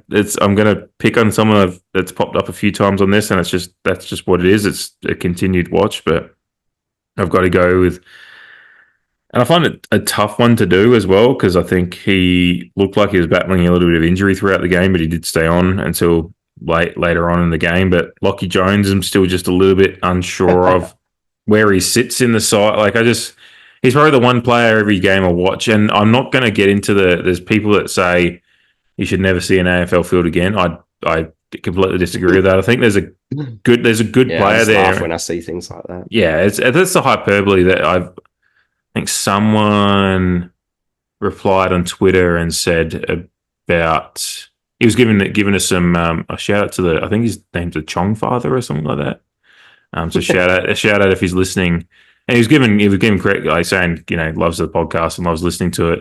But he was talking about us talking about Dixon last week and saying, it's a bit like he's just saying it's a bit harsh on talking about the fans. And I replied to him and said, when we're talking about comments, we're talking about the worst of the comments. We're not talking about people that have constructive criticism. And absolutely. And he liked it. Sure. He understood that, I think. So, and that's what I'm talking. When we're talking about the stupid fan criticisms, it's the hyperbole. We love the constructive debates. But when someone says come up love the contributions that everyone makes. But when someone says when we stuff criticize people, it's the fucking idiots and people who just won't / don't appeal to reason. Yeah, like saying Lockie Jones saying he doesn't deserve to see an AFL field again or whatever, or as the Charlie Dixon ones were, should have retired 5 years ago. It's like, no, he's been a decent fucking player in those 5 years. And Lockie Jones does have qualities that we are promising. It's just he hasn't been able to put it together, and that's just where I'm at with him. I still have a lot of hope for where he can end up because he's clearly got the body. I think he's people forget his Sandful year before coming in was one of the best players in the Sandful. He was playing adult level footy at 17, 18 years old. And sometimes those man-childs do get a bit of a rude awakening coming into a men's game, like the top flight. And some players just do take a few years to find they find their footing. But like just kind to of- yeah.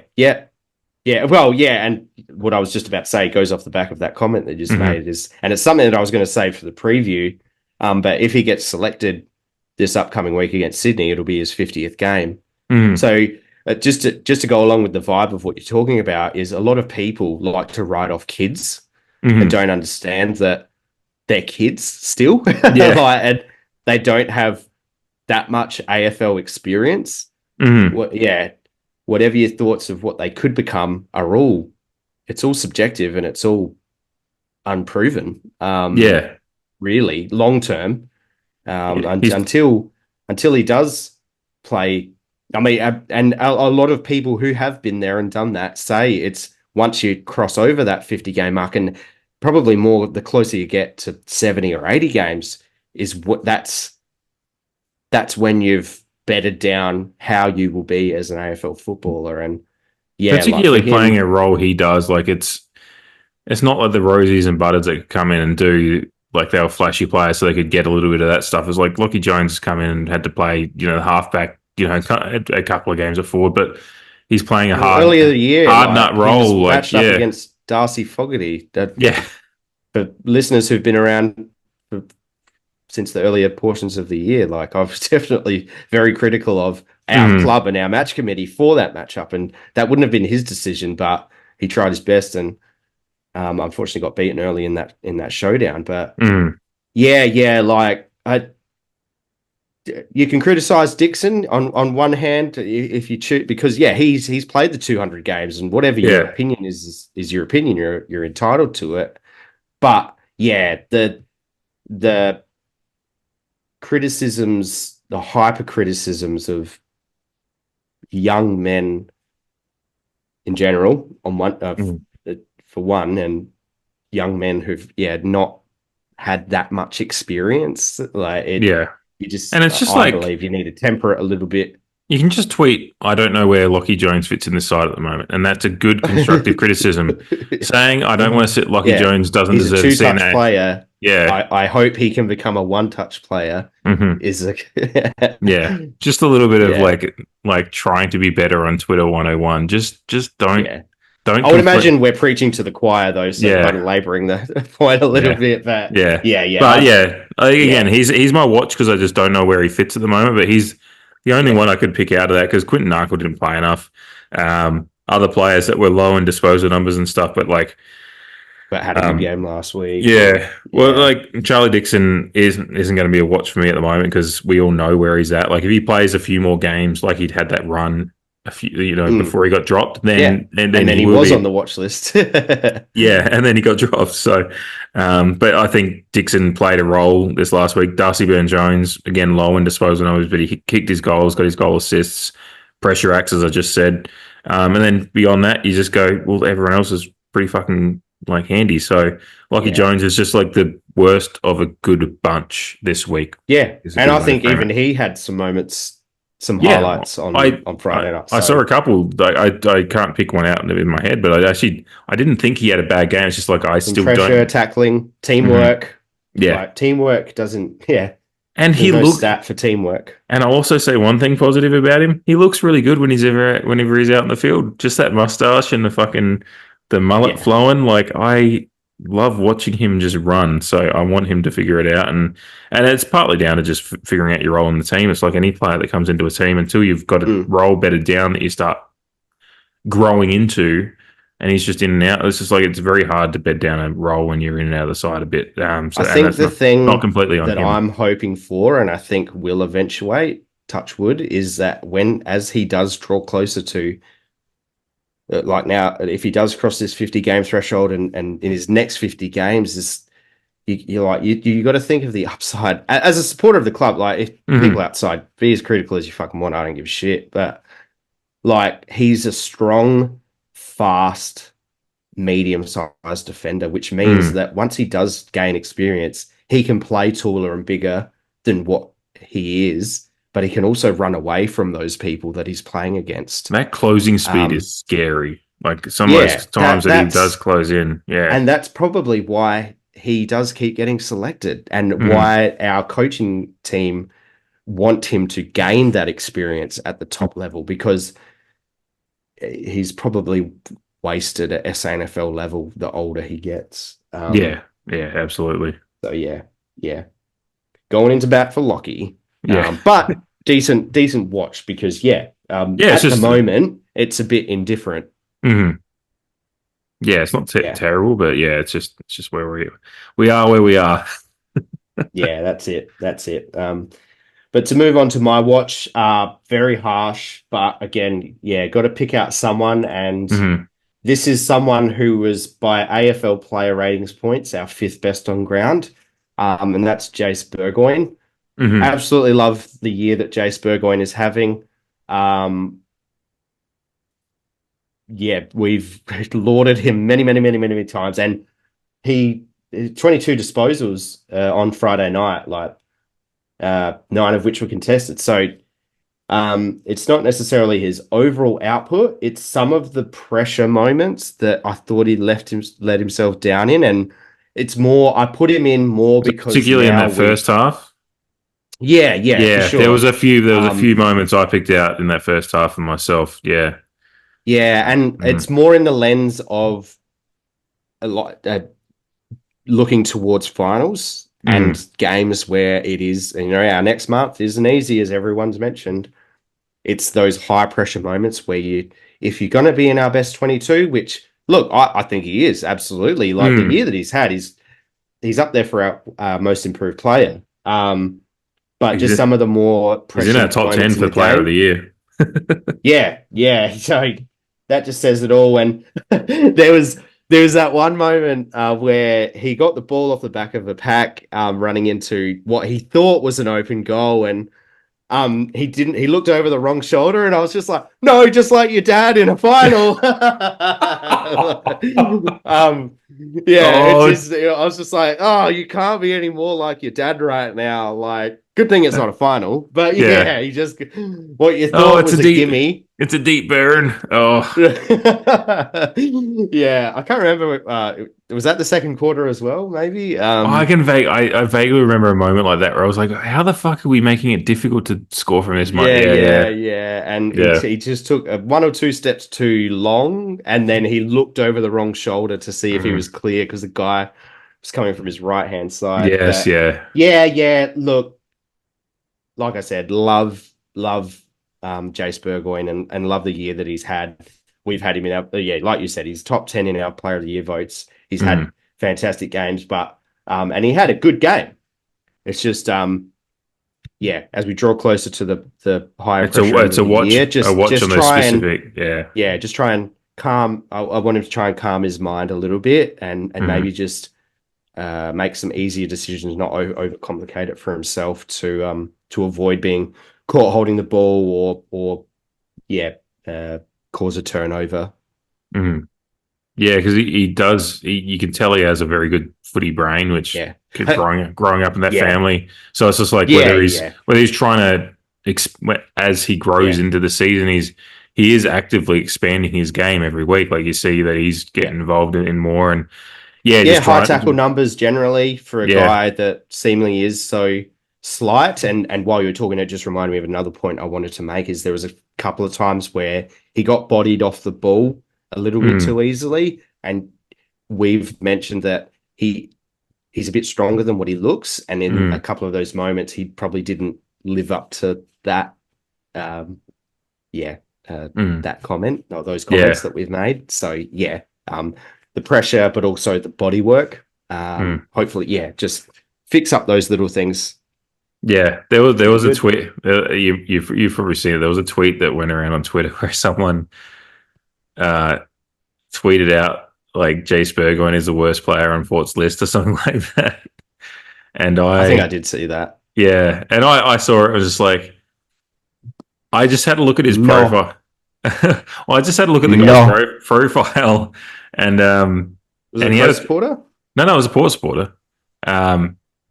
And he had a tweet. Those are the people we're talking about. Yeah, no, he was actually. I did appreciate he understood the banter I was going with, so I didn't beat down. We had a couple of back and forths, and he just said, "Oh, I just don't like his pot." Like, we actually had a good chat about it, but I went through his Twitter feed and I found like a couple of tweets before he'd retweeted something else and said, "Tell me you don't know anything about footy without telling me you don't know anything about footy." So I just screenshotted that and then retweeted his with that screenshot, and he went, "Oh no, fair play." And then I just said, "Look, I just fundamentally disagree with your point, but we'll see how it goes." And he was a good sport about it. So I appreciate that, because I didn't actually say you're a dickhead. I just because I didn't want to do that. I was like, once I saw that tweet in his feed, I was like, this is the perfect opportunity just for a bit of fun, and hopefully he takes it in good humor, and he or she, I actually don't know, it's just one of those profiles that's a little bit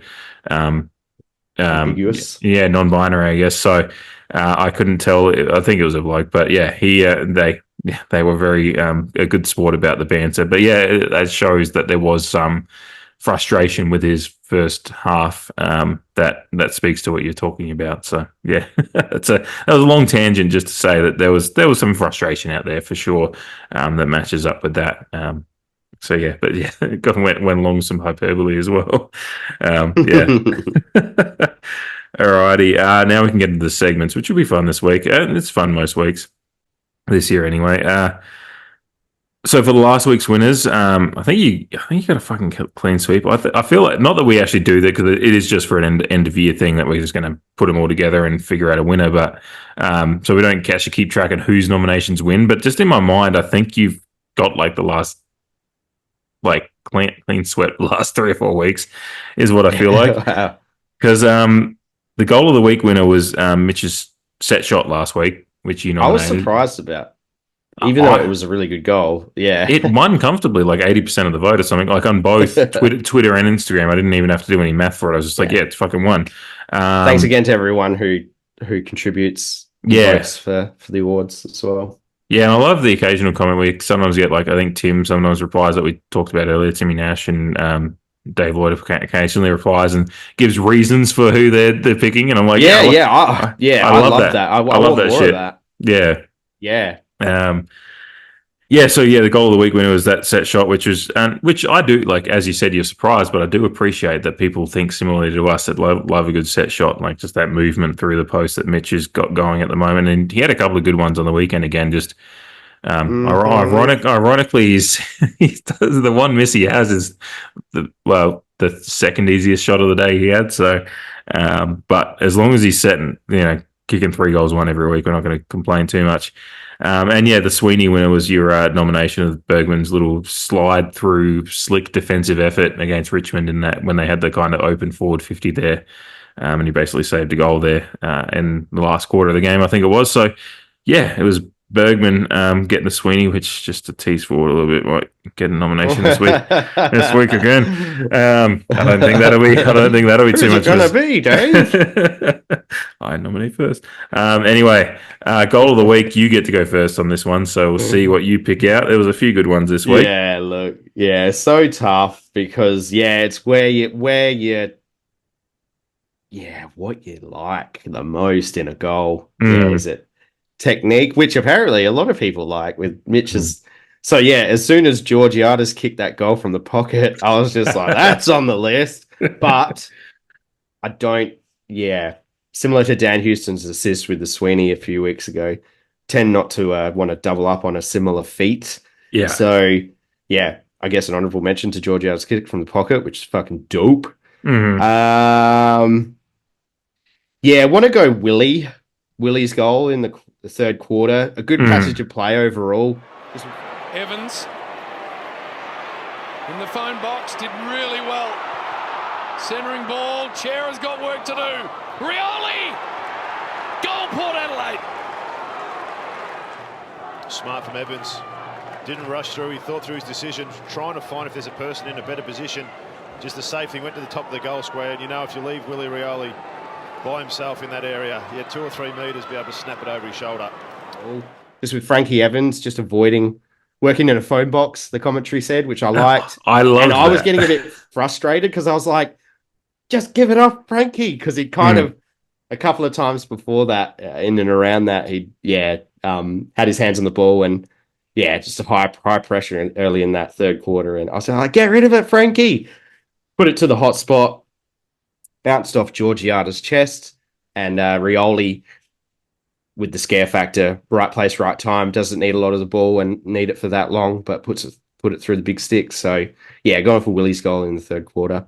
Mm-hmm. Yeah, that was in my shortlist as well. That's a good one. Yeah, I really love Frankie Evans' work there. Like, as you said, it's often you can get a little bit frustrated when they dance around with it, but I like the fact that he did actually just find that pocket of space and put it back into the hot spot rather than, because often because that sequence started with the ball ending up at the top of the goal square and then it kind of spills out to Frankie, and often sometimes that's when they try to work it back to the 50 arc and work it around again and back in.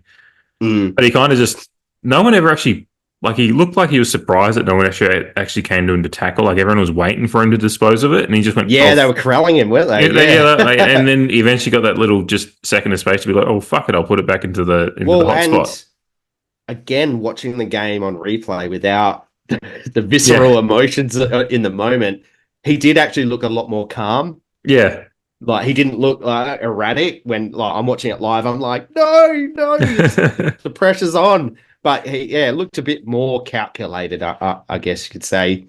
Mm-hmm. He's just looking for the right decision, like the right moment to kick and where to kick it. Yeah. And then obviously he did, because it ended up in a goal. Yeah, and again, it took a good amount of Rioli's small forward nous and quickness of mind to pop it through. And my nipples were hard because I've been wanting Willie Chicken's done. Do that. That. I was like, that's it. Unfortunately, only one time though. Yeah, but it was still a crucial one, as that one got us. That was, I think, the second or third goal of the quarter, and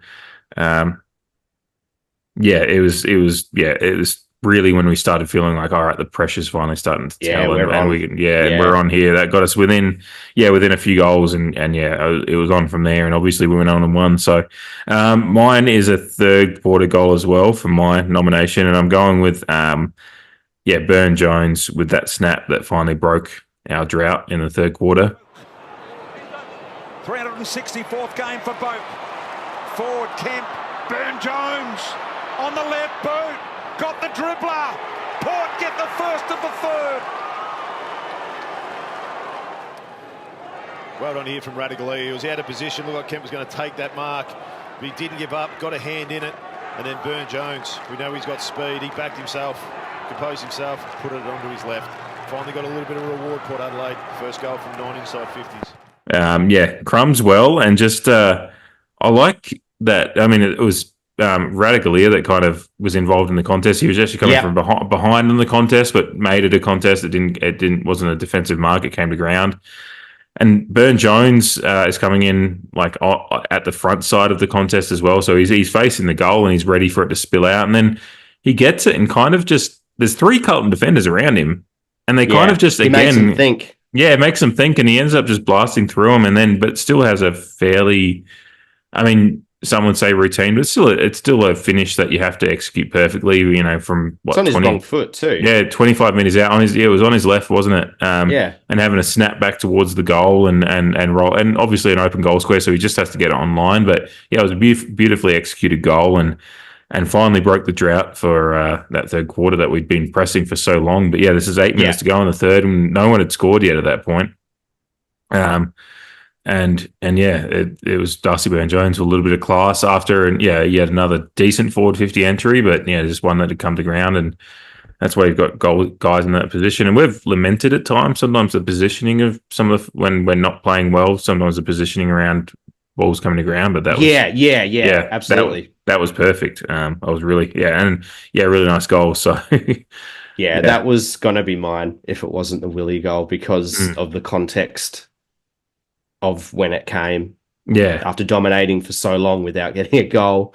And I like after he kicked it, I think it was BT was like, Porter kicked back-to-back goals, obviously alluding to the last goal of the second quarter, but like 20 minutes of gameplay had gone past since then. It was like, well, I guess so.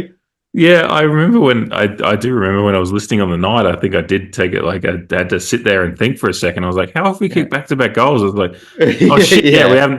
There hasn't been a goal since like a couple of minutes ago in the second quarter." like there's got to be a statute of limitations on using back-to-back goals. Back-to-back. Yeah, that's what I thought too. You can say they've kicked the last 2 goals of the game and with a drought, but yeah, saying back-to-back goals is that's I feel like that's reserved for goals within a few minutes of each other. Succession. Yeah. I shouldn't have to think about it as a fan that's watching the game that knows exactly what's going on. If I have to think about what you're referring to, but he was right. We did kick 2 in a row at that point, and then we went on to kick a couple more in a row after that, which was good for the win.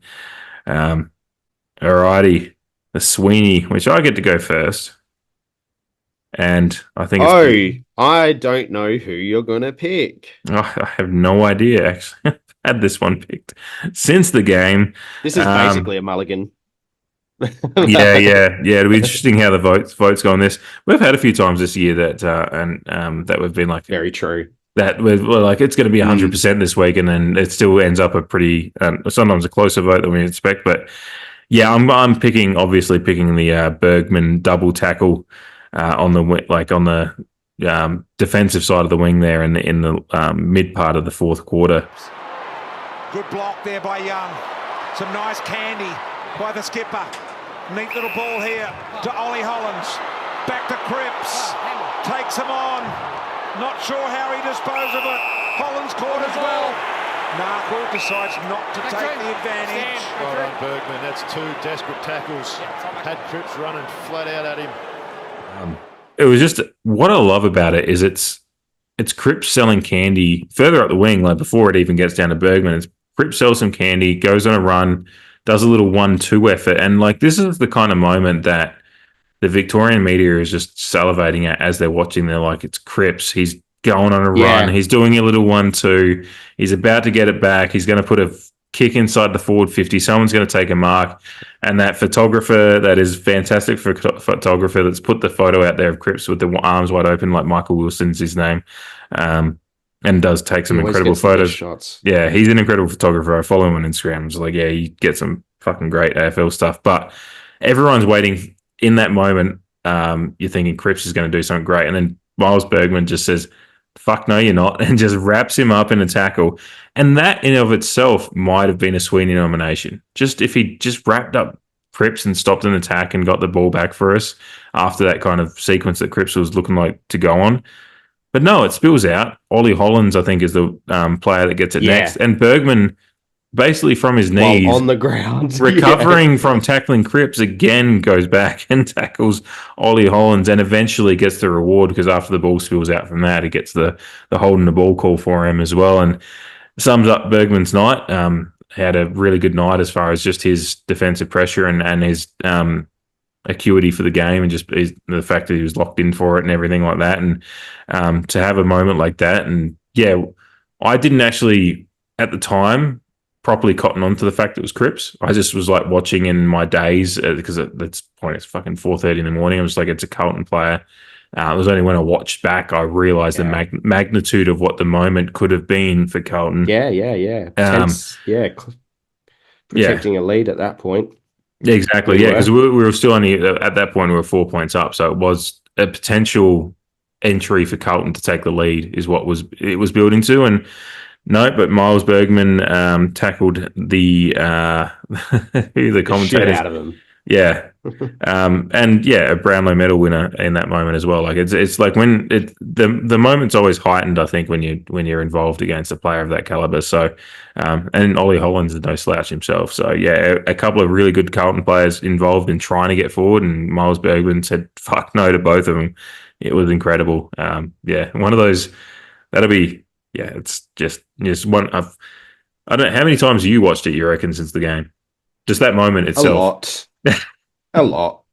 Yeah. And then, Port Adelaide Socials made it their play of the day, obviously. Just popping up everywhere for sure. And it was obviously going to be my pick if I went first. But like I said to you pre-recording, I did have a backup, which I thought was like if that was a pretty pivotal moment in the game, I thought Willem Drew's switch. Umpire saw it. scattering everywhere players, interchanges galore. And Willem drew out the corner of his eyes. Sees an opportunity here with Butters. Good option. Carlton got a lot of numbers back. Butters now from inside 50. Neat little ball. HORNE-FRANCIS. So when you talk about changing of the angles, that's a pretty good example, isn't it? Absolutely perfect, BT.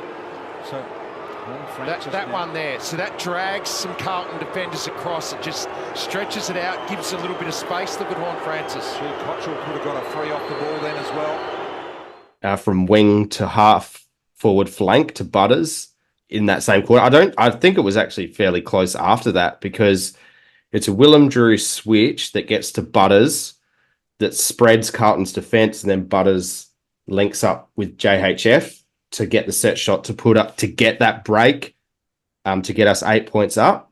Now, again, it's I mentioned about us having 5 A-grade midfielders, and, players like Drew and Wines get neglected in that conversation, but I think he's a lot smarter than people give him credit for, and he contributes a lot more than just tagging and tackling and what contested, which obviously he was right up there in this game. But a lot of the time you see opposition have flooded back, but we just throw caution to the wind and bomb it into a pack, hoping for a contested mark or a stoppage.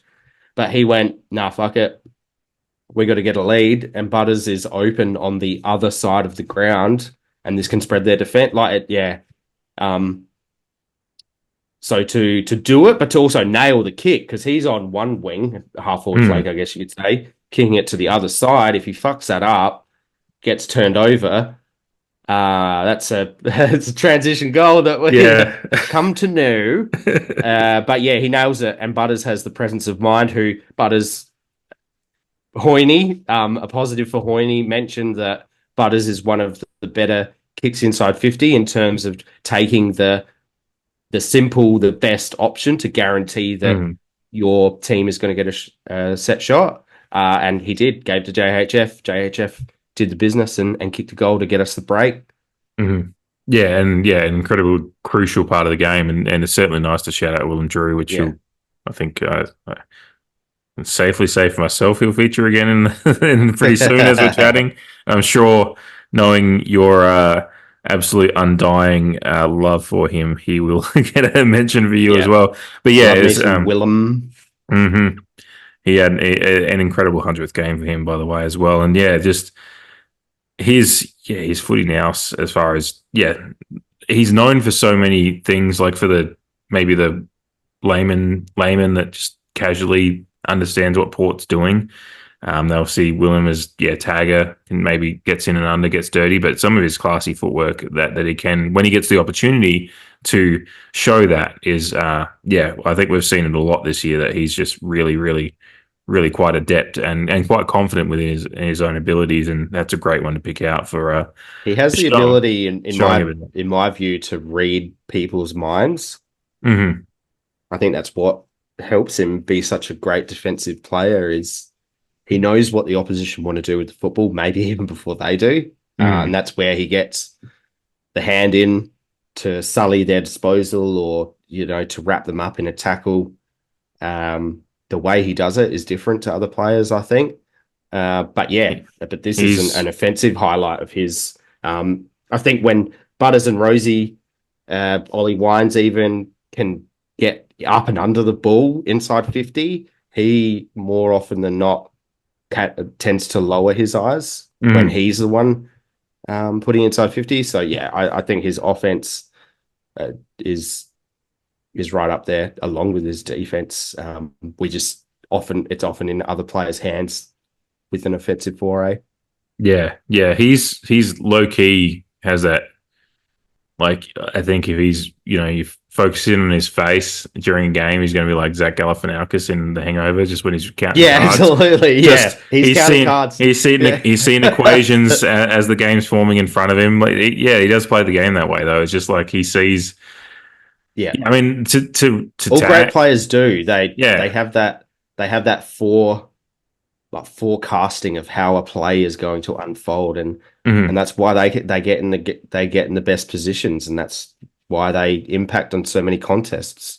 It's the same in every sport too. It's actually really like it's just the best players do understand the game so much to a level that they know where a player's going to be. It's like Magic Johnson doing his passes in, back in the Showtime Lakers was like he could do his around the back passes because he knew of both his own technical and abilities within himself, but he knew that also, whoever it was going to be running down the court next to him was going to be in that position as well. And, it goes for soccer or whatever else, the guys that can lay through those passes. And Will and Drew both being just that lockdown midfielder, but just his game is so much more, and that's what we're really appreciating. And his game for this as his 100th game really was a nice showcase for him. I was really proud of him and pleased for him. But not that we need him to do that, but I've mentioned a week or two ago that he hasn't featured much in our votes, and a segue, and I'll let you go away with your votes in a second. But I know he features in mine, and I'm sure he does in yours, but I was really pleased for him that his 100th game was, if we'd won and he hadn't been as much of a highlight, would have loved it. But the fact that he was a highlight to the point that Jonathan Brown's just like proud over proud dad on TV, and they get to interview him after the game after he's had a good game in his 100th, and Jonathan Brown's just, I'm proud dad and I love you, my son. And so party at Keroit. There's a party in Keroit. No one's sleeping tonight. Anyway, so get away. That's just bringing soccer chants into it. Let you take away with the Player of the Year votes. I had a hard time again this week, which is a good thing. I've said a few weeks over the past few weeks, I've really, really struggled with it. Only just because it's hard to boil it down with so many performers from different parts of the field. So I'm really intrigued to see where you've gone with yours before I do mine. Oh, sorry, excuse me. So as you know, I pretty much immediately after the game, I put down my votes, and usually they would get shuffled around and overthought, but I've actually kept them, and I'm still quite happy with them, to be honest. So my one vote goes to Mitch Georgiadis. I think in particular in the first half, when as a whole we were struggling to get score on the board, he was one of the only players keeping us in the game in that regard by actually putting it through the big sticks. And realistically, across the whole game, he could have kicked 6 goals. Like the 2 behinds that he kicked were gimmies. Like the set shot after the siren at the first quarter, straight in front. He missed a general play shot on goal, but it was from about 20 meters out. He got himself a little unbalanced. Again, usually nail that. And then I alluded to it with my Rioli Goal of the Week nomination, but the kick from Frankie Evans, Georgiadis attacked that ball fantastically well. But he allowed the ball to bounce off his chest. He realistically should have marked that and had a shot from the goal square or there and thereabouts. And I think maybe that's the next evolution of Georgiadis, is like kicking the big bags. Yeah. He's clearly capable of it with the setup that we have now.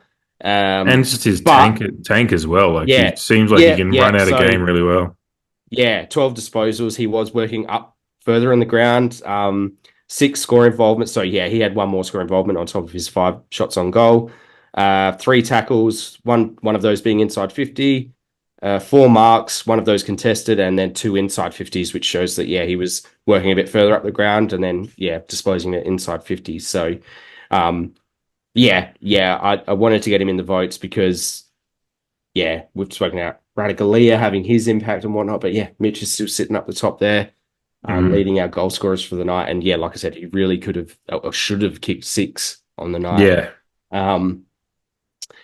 My next vote goes to JHF. It's been well noted that he had a quiet first half. Although the effort was there, he just couldn't quite get it away. But then again, players who are challenged early and then come to the fore. But then when you look at it like most of his work was done in the second half when the game was there to be won. He finishes with 23 disposals, 9 of which were contested. He kicked the 1 goal, 2. Those 2 behinds were kind of just shots in the dark a little bit from deep in the pocket. So, you know, probably lucky if you're getting either of those in. 5 clearances, 2 of those are from the centre, 5 inside 50s, 1 rebound 50, 316 metres gained, 6 tackles, 2 of those being inside 50, and 19 pressure acts, but it was the 8 score involvements in the end as a whole, which ended up being the match leader for Port Adelaide. So, sure, maybe you could say he only played a half of football.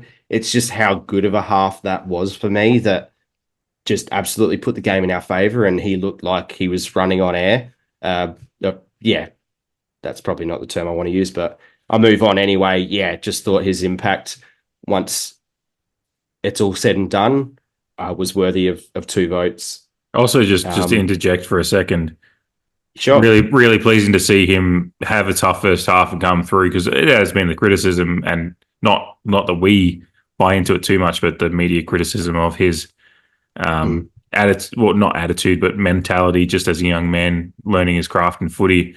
Obviously, the talks with Ken and some of the discipline stuff has been a storyline. So he knuckled down, got through a quite, probably maybe personally frustrating first half, and as you said, had a really impactful game-winning impact on the second half. So good just to see him. There was none of that outside stuff in what was a high-pressure game as well. Like, it's not like we're talking about a Sunday afternoon game. This was Friday night lights. So, yeah, he knuckled down and kept stuck with it and got the job done. So, yeah, no, good. Agreed. Pick. Yeah, and thankfully, I think some publications after the fact have actually highlighted the fact that his effort was there in the first half. It just wasn't quite coming off for him, but just to push through that barrier. My 3 votes goes to Miles Bergman. What can you really say? It finished with 16 disposals, which was probably mid-table, I think, in the end, but it's just impact for me. 6 of those were contested. He went at 87.5%. 4 inside 50s to go along with 7 rebound 50s, which I think is up there for best report. 434 metres gained, 6 tackles, 1 of those inside 50 as well. 7 marks, which is massive. 2 of those being intercepts, 1 of those being contested, and 3 1%ers. And it was also like he also missed out on some as well, like some marks in particular that could have just elevated it even further and maybe pushed him into the 4 or 5 vote spot. He unfortunately let that one get over the back, which resulted in a Carlton goal, and I think there was one forward which he nearly took, just almost. But your Sweeney, just the whole game as a whole, his impact, his ferocity, his intensity, all the words you want to use just to describe Bergman's game. Fantastic for mine and worthy of being in our top 3 best on ground. I forgot, obviously, I'm going first. I don't know who you picked. Honourable mention to some of his fellow backmen like Aliir, who we've spoken about. I noticed Aliir got in the coaches' votes, and I completely understand why. Unfortunately, though, couldn't get him into my votes. Just thought Bergman was our best defender on the night for his overall game. 4 votes goes to game 100, Willem Drew, WD28. And for those of you playing at home, get onto the Creed store and get a WD28 shirt or jumper. I definitely have, and I'm eagerly waiting for it to arrive. It should arrive in the next day or 2, apparently. So, yeah, I'm not sure. Just as long as I get to wear it proud, which I definitely will. But 22 disposals, 10 of those contested, which is, I think, second best on ground for Port Adelaide. 3 clearances, 2 inside 50s, 2 rebound 50s, 292 metres gained, 12 tackles, one of those being inside 50. 30 pressure acts, which is obviously best on ground for Port Adelaide, and 3 marks for himself. Outstanding numbers, like the pressure act number, because sometimes our leading pressure act guy can be 21, 22 pressure acts, but and it's like 12 tackles, just a true. And this is what I mean, is that he also tagged one of the game's best players while returning some of these numbers. So yeah, that's where, again, Kane Corn's argument about having a tagger is that's the dividing line. It's whether you can do something for your team or not while tagging. It's being a two-way tagger. Yeah. So no surprise to anyone. My best on ground was Ollie Wines. Feel bad slipping him out of last week's votes because you had him best on ground last week. And it was a fascinating week last week. Yeah. I realized after we recorded, and once you got the votes out there, we're not changing anything. We never will. But I realized that I'd only watched 3/4 of the replay, like the 3/4, before we came on to record. And then I watched the whole game again, or I watched the fourth quarter or the second half, and I was like, oh shit, yeah.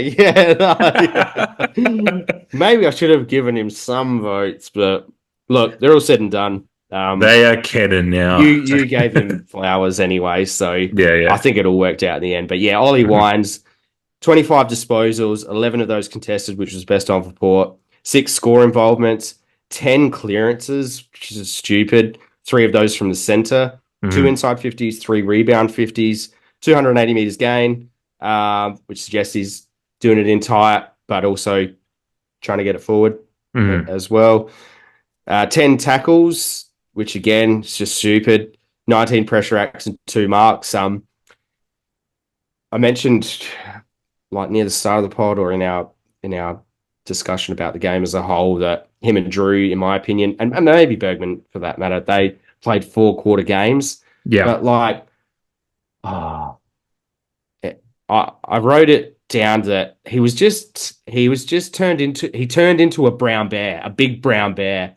And every time Carlton player got the ball or was in the vicinity of the ball, he just wrapped them up. He made sure they weren't going anywhere. He even like lunging tackles, and not hitting their head on the ground. So there is a technique to it. But yeah, just went into beast mode, Ollie Wines, and was tackling like a machine, like Brown Bear, like I said. It was fucking awesome to watch. And when he's in that mode, he's getting the ball, but he's making opposition hurt, which is like, it's really pleasing to see, especially in a game against the bloke that won the Brownlow medal the year after you won it. Yeah, Cripps won it the year. That's great. Yeah, great call. 2022. It was Lockie. It was Lockie, right? Because it wasn't last year. Yeah, no, it was Lockie Neal won it last year, right? You tested my memory. I'm usually pretty good with it. I think Lockie Neal won it last year, and then it would have been Cripps the year before. So so you're playing a contemporary in the Brownlow medal, and it's just like to win that battle. Like, even though you're not directly head to head, it's kind of like quarterback battles in the NFL. You look at the stars of each team and who wins the battle on the day, and Ollie was incredible. I'll talk about him again in a second because I'm about to do my votes. Just before you do, though, another tweet that I saw on the night, which I thought was humorous as well, was the commentary team were labelling one Brownlow medalist as the champ, and that's Patrick Cripps, and the other one as just Ollie Wines. But both are Brownlow medalists. So, again, just alluding to that kind of Vic bias and how underrated Ollie is as a Brownlow medalist. Yeah, having the equal most votes ever accumulated for a Brownlow medalist, equal to Dusty Martin. Just like quietly, it's just like it's insane that he is underrated. Including actually, not too many Port fans do. I think a lot of Port fans do appreciate what he does. It's just probably more some frustration with his injuries over the past few years, but. Yeah, no, he's been incredible. It was one of the commentators was like, he's been a bit down this year. I was just like, he's actually been. No, I think he most has. Port fans have been thinking he's been having a pretty fucking good Ollie Wines year. Like, considering he's adapting to a role in like this midfield is completely different to the one that he was winning the Brownlow medal in. So Yeah. it's interesting what how much commentators actually watch the teams that they're being paid to commentate on. Which I understand it's a hard job. You've got to keep an eye on a lot of things, but it's also your job, so I'd like to have that job. Yeah, exactly. You get paid to do it. Yeah, all right, so my votes. The two that you have in your 1 and 2 votes, I do not have in mine, but they were my honourable mentions. So Georgiades almost slipped into the 1 vote, but just couldn't quite get there. Same with JHF. They're both right there. Like it's in that like those spots where you have a bunch of blokes and you're just trying to figure out who. And unfortunately, I didn't do what you did, which I usually do. I usually have a pretty good idea of my votes on the night and write them down. I didn't because, again, I've mentioned a couple of times I was a bit sick on the night that I watched the game. And then I've overthought it over the last couple of days. But I'm reasonably happy with where I fell. It's a difficult one. But in my 1 vote, we haven't even mentioned him on this podcast, but I think he's on this episode anyway. But Is it Jackson Mead? No, it's not. And he was another one that I kind of considered, but didn't quite. I'm just going on with that. Oh yeah, the fact that yeah. Not going there. Last few episodes. Jackson Mead could be the 1 vote every week, and he did kick quite a nice goal. But no, my 1 vote is another bloke that probably almost sneaks into my votes every week. If he doesn't get in there, he's close at times. Travis Spoke. Thought he had just one of those quietly good Travis Spoke games. He had 22 disposals, 6 marks. He had led the team with 9 inside 50s. Had the 4 clearances, 4 score involvements, and 500 metres gained. So he's one of the top players in that aspect of the game. He's just moving the ball forward.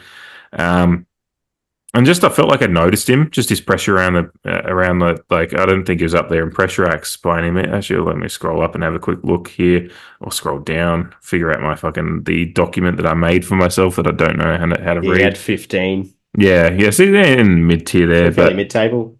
Yeah, but still, I just noticed him around, and I just like, especially in a game like this, I appreciated the fact that he was he stepped up as a leader, as a player that's playing his 364th game of Australian rules football at the top level.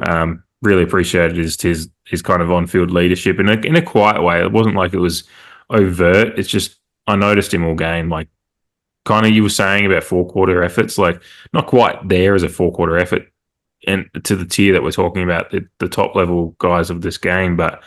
Yeah, and I love Travis Spoke. So there's probably a little bit of bias there. You do notice the players that you love that you've noticed for a long time. Whenever they're around the ball, you got your blokes involved. But yeah, I thought he got a couple of coaches' votes as well. He did. Yeah. Okay. Yeah, I'm like in my head, I'm trying to justify myself. And I'm like, well, if the coaches went there, I just appreciated the fact that he was in a game again against some pretty top tier opposition. The 35-year-old Travis Spoke made himself look just as good as any others out there, I think, on the day, on the opposition in particular. My 2 votes, I did get a leer into mine. Which you alluded to. You're like, I'm not sure what you did with your votes, but touch on a leer. He would have been higher maybe if he'd if the first half hadn't happened. But again, as we said, it's not completely his fault. It's just like he is the player that's there. But look, he had 8 marks, which are 4 of them were contested, which I think both of those almost led the team. 6 intercept marks definitely led the team. And he just marked like the 13 disposals he had 12 of them were effective, so he was pretty clean with the ball when he had it. And again, taking the marks. And that first, he got given one of the toughest assignments in football, and that's like one of the toughest assignments in football. If you give up a couple of goals, but and as we said, it's only 1 or 2 maybe are on him anyway.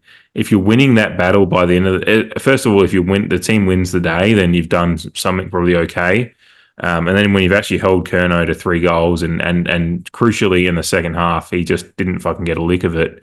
I think that's right. And just overall, I think in that second half, once we started locking things down, Aaliyah alongside Brandon Zerk-Thatcher and obviously Miles Bergman,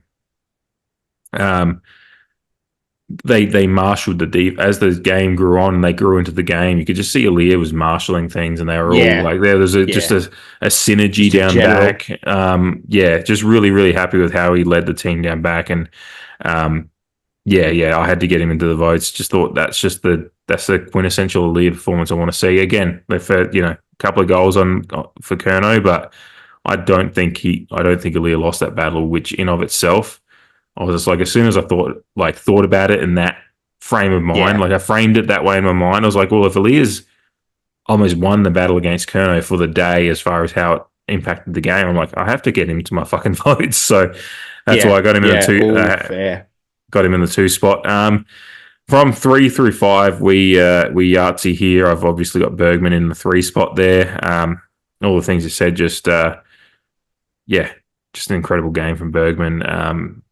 We've touched on it already in this episode and probably a few episodes previous. I keep giving Jamie the plaudits that he was saying it 6 to 8 weeks ago. Get him fucking just playing defense again. Just that's what he does really, really well. And our defense the structure has been exactly what we want it to be ever since Bergman went back to playing primarily that defender role. He's really good. Sorry to interject. Oh yeah, no. Your point at the moment, but if Bergman plays a whole season as a medium defender in that type of form, that's all Australian type areas. Yeah, for mine. He's built into where he's at now, but if you're playing a whole season at that level, I reckon that's got you in the conversation for all Australian. Yeah. No, you'd have to say, and he's a highlight reel player when he's playing in that form, as we saw on the weekend. He's got one of the highlight reel plays of the day. So, and we said it earlier in the season. The game was just going past him at times because he couldn't find a way to be involved. But when he's playing that role, he gets involved and like positively impacts our defensive effort. And with the marking numbers, the possession numbers, the rebound, the fact he generates the ball going forward after that as well. It's it's all good stuff. Yeah, obviously the 4 votes, Willem Drew as well. All the reasons you said. It's just a great Willem game in his 100th game, which is wonderful. And the 5 votes for Ollie Wines. I had in my notes a fucking beast. He was it's just, I noticed him all day, just the tackling and the bear comparison is really, really good, which reminded me, my brother and his wife went horse riding in Canada and got chased by a bear like a couple of weeks ago. So you brought that up, and I was just like, oh, they had a good experience with that, of what it might be like to be chased by Ollie Wines, so to speak. But he said in that mode. Yeah, he absolutely set the tone for the day though as well, and probably like you said, those top 3 were the ones that were closest to a 4-quarter effort, and Ollie Wines definitely from minute dot on the day was just involved, and when you've got a guy like that, a veteran like that leading the way. I mean, look at this. I mean, you got JF Jeff in your votes, but he's the only one of the 3 young stars that we've got that got into the votes this week, and we just beat Carlton by 14 points. Like, the fact that we're now getting that mix, that we can have a game where Connor Rosie and Zach Butters don't get into our votes. JHF only gets 2 out of the 30 votes available per game. It's just like, that shows somewhere some of that balance we're getting to now, I think, like with what we're doing, which is really pleasing. Ken mentioned it. Ken kind of said in his post-match press conference, like, a lot of people haven't had the belief about Port Adelaide as a whole, but they're behind closed doors. They're probably looking at it like the way that you just said, is like the team, we're now, I think, solidifying what our best structure looks like and the players within that structure, but a lot more people are contributing now than they were possibly, like in that, particularly in that big rut, the 3-game losing streak and in and around that, where we were relying on fewer amount of people. I think that's probably where they're looking at it, and kind of, it goes along with his comments in that regard. Yeah, absolutely, and that is, there is a large difference between what people think and what the media is saying and what's actually happening behind closed doors, and sometimes we only see the results of what is being talked about like weeks later, and like maybe that belief that they had weeks earlier when we were all, thinking the sky was falling in was just like, no, we think this is coming. And look, we did have our injury troubles like during that period, like quite heavily too. Yeah. Like, it's a long season, and we've spoken about how last year we played very similar to how we played on Friday night, but earlier in the year, and maybe Sydney and Carlton for that matter are kind of bearing the consequences of that kind of problem, is peaking too early. And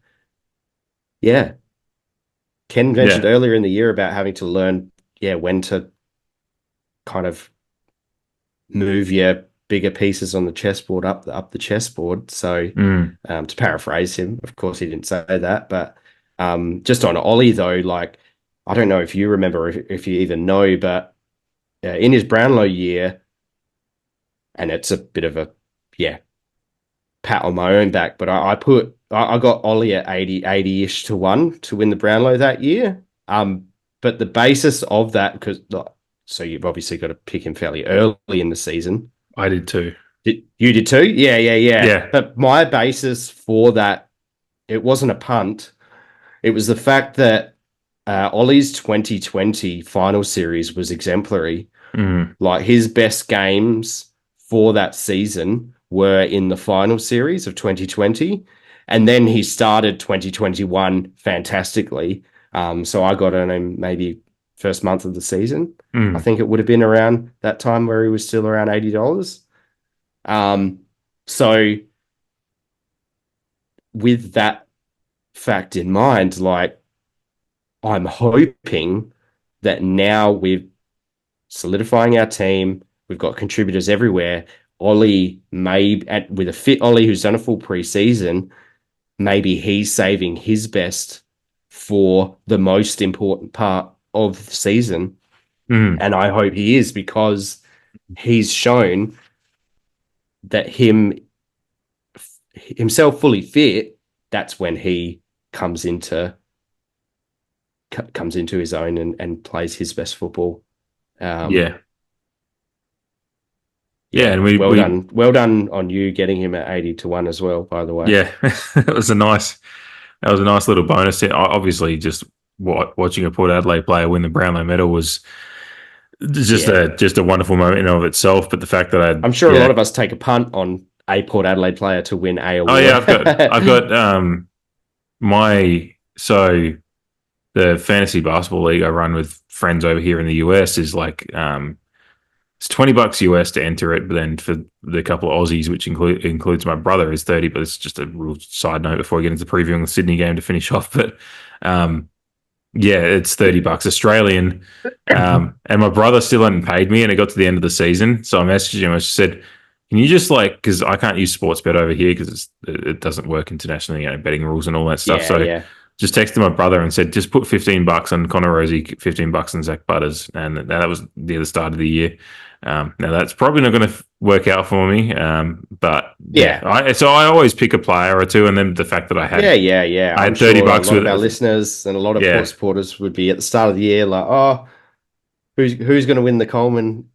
Which Port Adelaide player is going to win the Coleman? Which Port Adelaide player is going to win the Brownlow? I don't think I've done the Coleman bet in a long time, because I'm just like, we don't play. But I might have put one on Charlie. Yeah, in recent years, maybe. Yeah. I put one on John Butcher a long time ago. That was a punt. But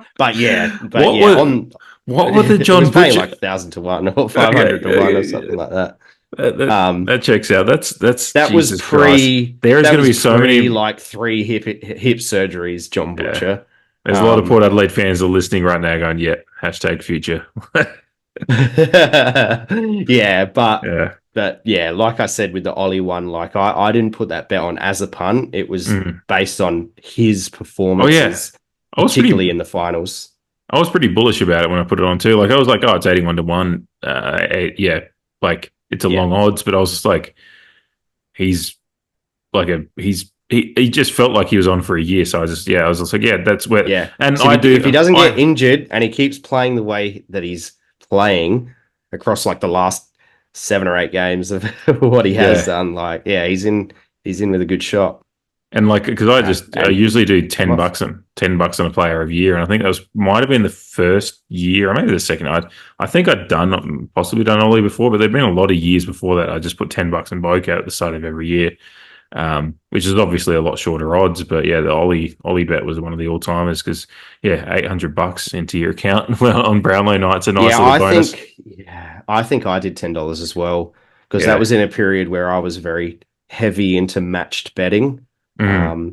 Which is, for those that don't know, it's a way to turn the sports betting market more into like the stock market, but it's based on the fact that you're very sensible and low risk, kind of good reward, and every bet that you place is like, what is it, 10% of your betting pool, something like that. And at that point in the season, or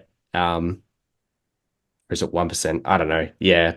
But $10 was my betting number for whatever I was placing. And by the end of the season, I'd obviously did quite well in that regard.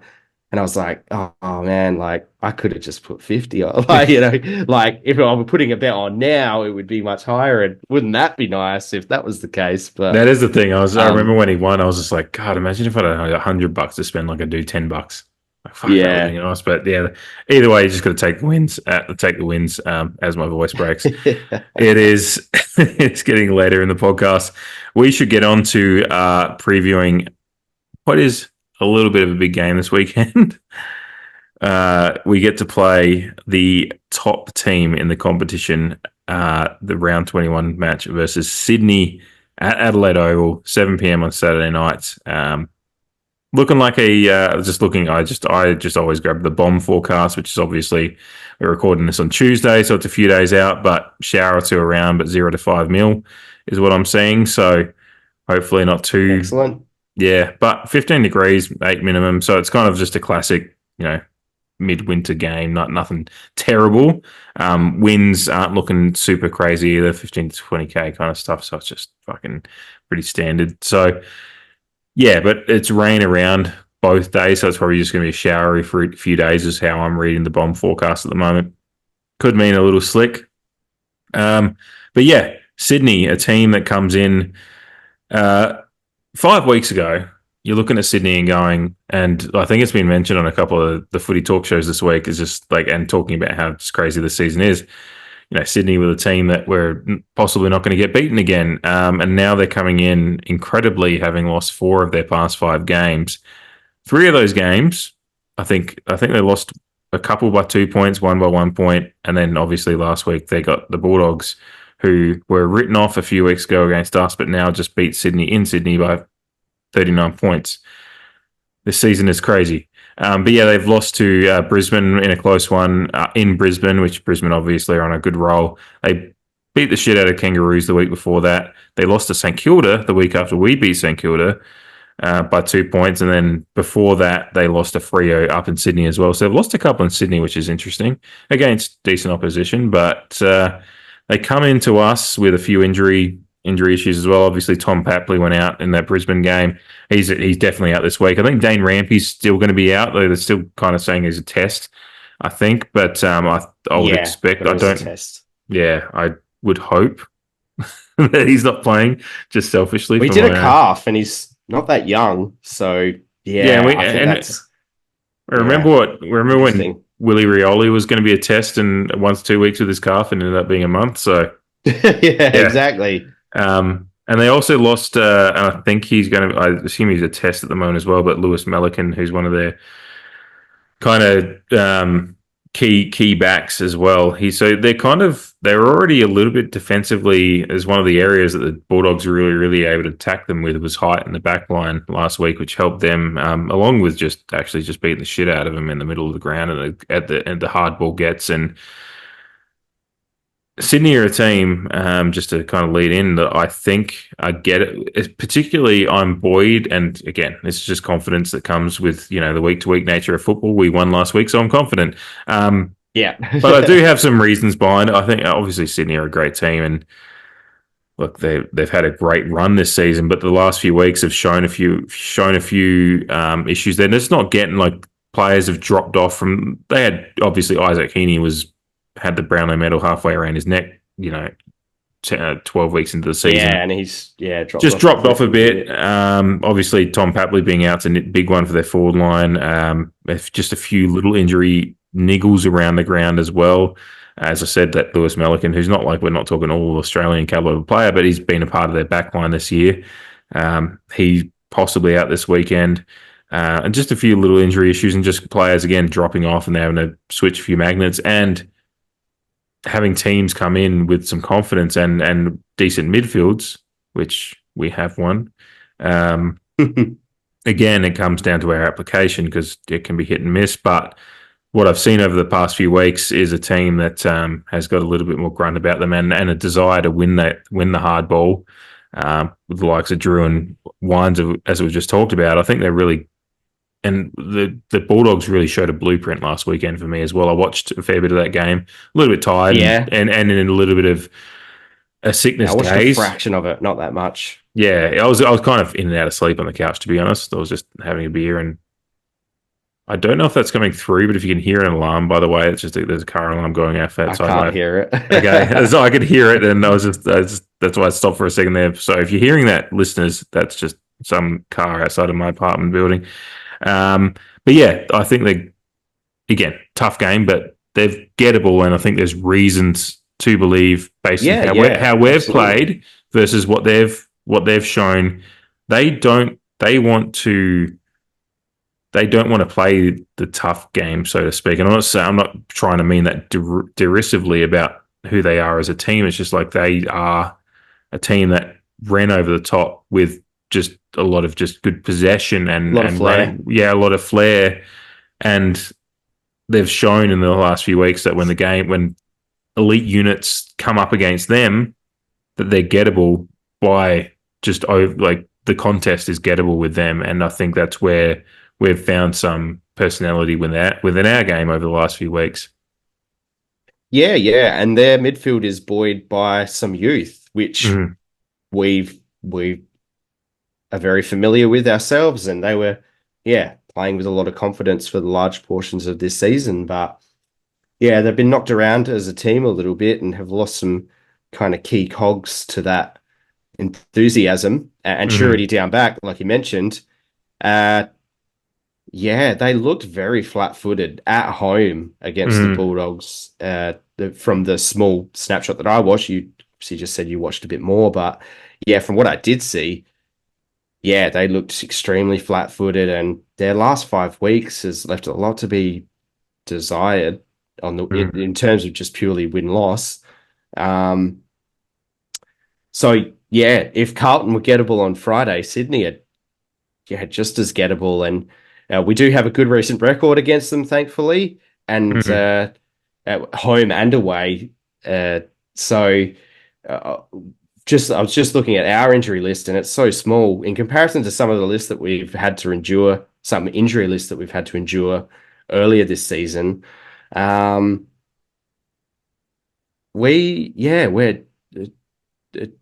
team selection will be interesting, but just if you just go both teams unchanged, because Melican with hamstring tightness being subbed out, and then Dane Rampy doing a calf and both being a test.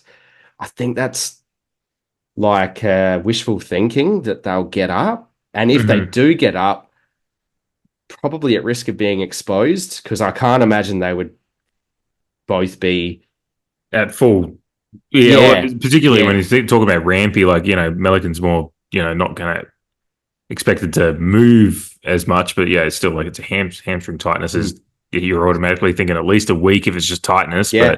But just think of our hamstrings this year. JHF got, 1 or 2 weeks on the sidelines. Ollie Wines even had his time on the bench. And then we all know what Rosie should have. So,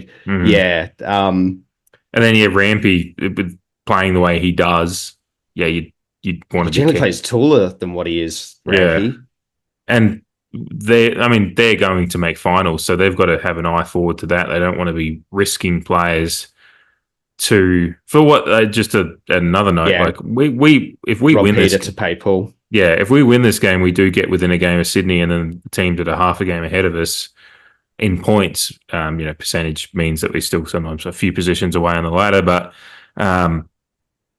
Sydney suddenly do get brought back to the pack with if we do win this game. But overall, Sydney, I think, are a 99% chance to make the top 8 so they're 100% chance to make the top 8, 99% chance to make the top 4, based on where everyone sits at the moment from one of the Instagram pages I saw. So they're essentially guaranteed to probably finish in the top 4 unless they just completely fall apart the last few weeks. I don't know what their last few weeks after us are.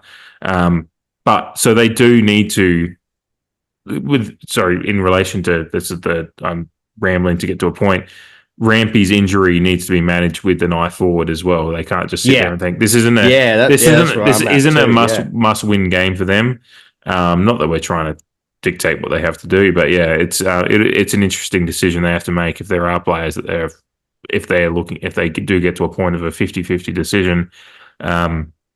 If it was us, I'd be wanting us to err on the side of caution. So, they are still quite young Matt Roberts that was playing, like he had a career high 30 odd disposals almost 35 disposals last week, and then obviously they're still well stacked, but they've still got match winners. I agree, and I was going to get to that point too. They were fumbly last week. They were the pressure from the triumvirate that the Dogs do have and a triumvirate that they do have that can be likened to ours when they, Adam Treloar, Bonampelli, Liberatore just add a really nice mix of players. And when you look at the likes of depending on what mix you want to go with, whether it's your Ollie Wines and Zach Butters and Jason Horne-Francis as a triumvirate, or mix in Willem Drew and Connor Rosie in there as well. Like we've got mixes we can do.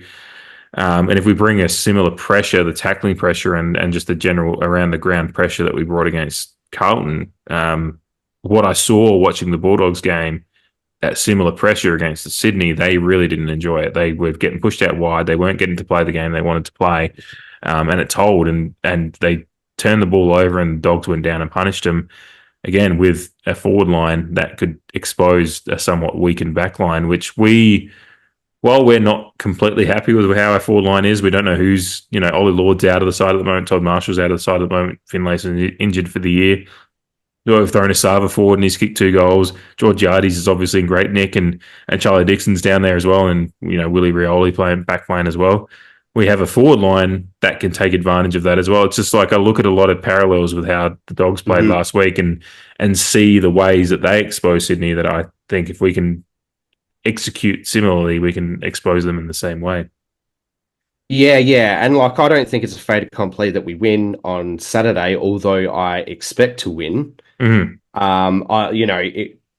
This is a team, this is a proud club coached by one of the best coaches in the game at the moment. I expect them, while they don't necessarily need to win this weekend, they still probably want to snap the funk that they're in, and this is a perfect game for them to do so. But we should be going in extremely confident that we can absolutely rip the points off of them. But we don't. Again, I don't even necessarily think that we should have to win like the Bulldogs did on the weekend. But I do expect to win, and I do think we can halve a lot of these contests when you're looking at lineups. And even Hayward has been managing a few niggles of late. He's not on the injury list for them. He's absolutely getting taken off recently a lot for management of, I think, leg niggles as well. So Sorry to interject. You're remembering right. I actually watched him play against Brisbane a fair bit of that game like the other week, because just that game was on, and I was like, I'm fucking watching that, because just as a footy fan, as we say often, we just love footy. Brisbane versus Sydney was a really fun one to watch, and Hayward went off looking like he was going to be fucking done for at a very similar time to Papley, who went off and actually got into a moon boot and was done for a few weeks. I couldn't believe that Hayward came back on. But yeah, he is. And he kicked a goal and looked fine at one point, but then he's limping around at other points. Like, I don't understand and so kind of maybe like we're talking about Carlton with managing Sam Walsh, like Walsh is playing, but he's clearly not 100%. Hayward's in a similar vein to that. Yes, he can have a match-winning moment possibly, or a game-defining, or just a good 5 minutes of play, but then, 5 minutes later, he might be limping onto the sidelines to get a little bit of a rub down or whatever, because I just don't know what. So they're managing. That's footy. You're managing players through, but that's one of those gettable. That's a gettable position. Hayward was incredible at the start of the year. Obviously Isaac Heaney. You said one hand on the Brownlow earlier in the year, and maybe it's just fallen back a little bit now. And haven't even mentioned really, really intrigued. And it'd be interesting to see how you're feeling about it, as we've talked about Jordan Sweet over the weeks, but the last few weeks. But he's getting a proper battle this week against one of the test. All Australian and All Australian, and Brodie Grundy's had an interesting career over the last few years, and I don't think it's completely his fault. But really, really fun. If you're a podcast listener and just and get around the grounds of podcasts, like his chat with Dill Buckley and his Dill and Friends was a really interesting one. Fun to listen to. Grundy's an interesting cat, but just as far as a player goes, he's having a good bounce back year for him, and he's certainly a part of what Sydney's done best this year. So I'm really intrigued to see how Jordan Sweet goes this week. Yeah, for sure. And like, since Sweet has come back in, I have not expected him to do what inevitably he has been doing. All you really want from a young up-and-coming ruckman is to just halve the contest at a minimum. And then, do those things out of the ruck contest that we've been speaking about that he's been doing. But we mentioned it last week. He's been beating some pretty good opponents and we mentioned it last week, Nankervis, English, Rowan Marshall. He took on Pitnet, which, I wouldn't say is a top liner of the competition, but he beat him. He's more senior. Journeyman veteran. He's been around for 8-10 years, and if you're staying that long in the competition, you're doing something right, even if it's just to be average. He's a big competitive ruckman who has experience, and I thought Sweet got the chocolates, not by a massive margin, but he definitely did win that contest, I believe. So now he comes up against Grundy, and just looking at last week, Grundy got the 43 hitouts to English's 21. Jeez, that's a fucking beating, isn't it? Turn on. And I mean, that was a similar margin to Sweet versus English. Grundy had 7 hitouts to advantage and English had 4. So I guess if you discount hitouts themselves and just focus on hitouts to advantage, 7-4. So if Sweet can break even in that stat, hitouts to advantage, then I'm happy with that. And then I expect Sweet to still contribute with his tackling, and even he took a contested mark against Carlton, took a few uncontested marks too. Be really good if he could bang one through the goals. But at a minimum, it's a huge test for him, and I think he'd be up for it, to be honest. He'd be playing with a lot of confidence at the moment, and in front of his home crowd on a Saturday night as well for his home team. Like we know he's a boyhood Port fan as well, which is this is probably the biggest game of his career so far. Probably just as far as if you're just throwing Saturday Night Lights. So. Well, the ramifications of what it could count for, or what it could have counted for if we don't get up, is huge. Like, I mentioned last week that if we beat Carlton on Friday night, that it changes the perception of everything. Like, this game is all of a sudden, like, we're favourites for the book, according to the bookies. Oh, are we? Because I guess I saw it last night. I think when I was watching 360, and it was very close, but I thought we were just shaded by Sydney. But so I think we're about. I mean, it's not by much. I think it's around $1.80, and they're around $1.90. So it's as even as you could probably get for a football game. Wouldn't have been. Well, Yeah. and wouldn't have been expected 5 weeks ago. Like if we looked That's at exactly where, right. and looked at That's how football changes like that. even if you look back a little bit further, if we look at where we were after, like if you just said, what are the odds? Like if you just said, let's get me some starting odds in the weekend that we lost to Brisbane, and Sydney were still in the middle of their 10-game, whatever the fuck they won winning streak, that would have been like $5 almost at that point. So yeah, after the Brisbane game, not many games looked winnable, and then we've won what? Well, we've won 4 out of our last 5. I know that at least. I can't remember how far back Brisbane went, but that is because we played Brisbane. And then we played St Kilda, and that's the start of the last 5 weeks. So yeah. And now, when everyone said our last 5 games pretty much looked unwinnable, there was a lot of people, there was a few of the pundits and otherwise saying we wouldn't win our last 5 games. Now that perception has changed.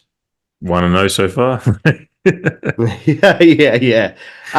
In saying that, like I said before, it's not a fait accompli that we just rock up and win. And this Port team have been known to have this proposition before them and let it slip. So we're going to know early on. And I think I heard some again, there's been a lot of feedback about Carlton this week. I think one piece of feedback is that they're the kind of team that if they're on within the first 5 minutes of the game. And I think we're a bit similar to that. Funnily enough, Michael Voss, apprentice of Ken Hinkley.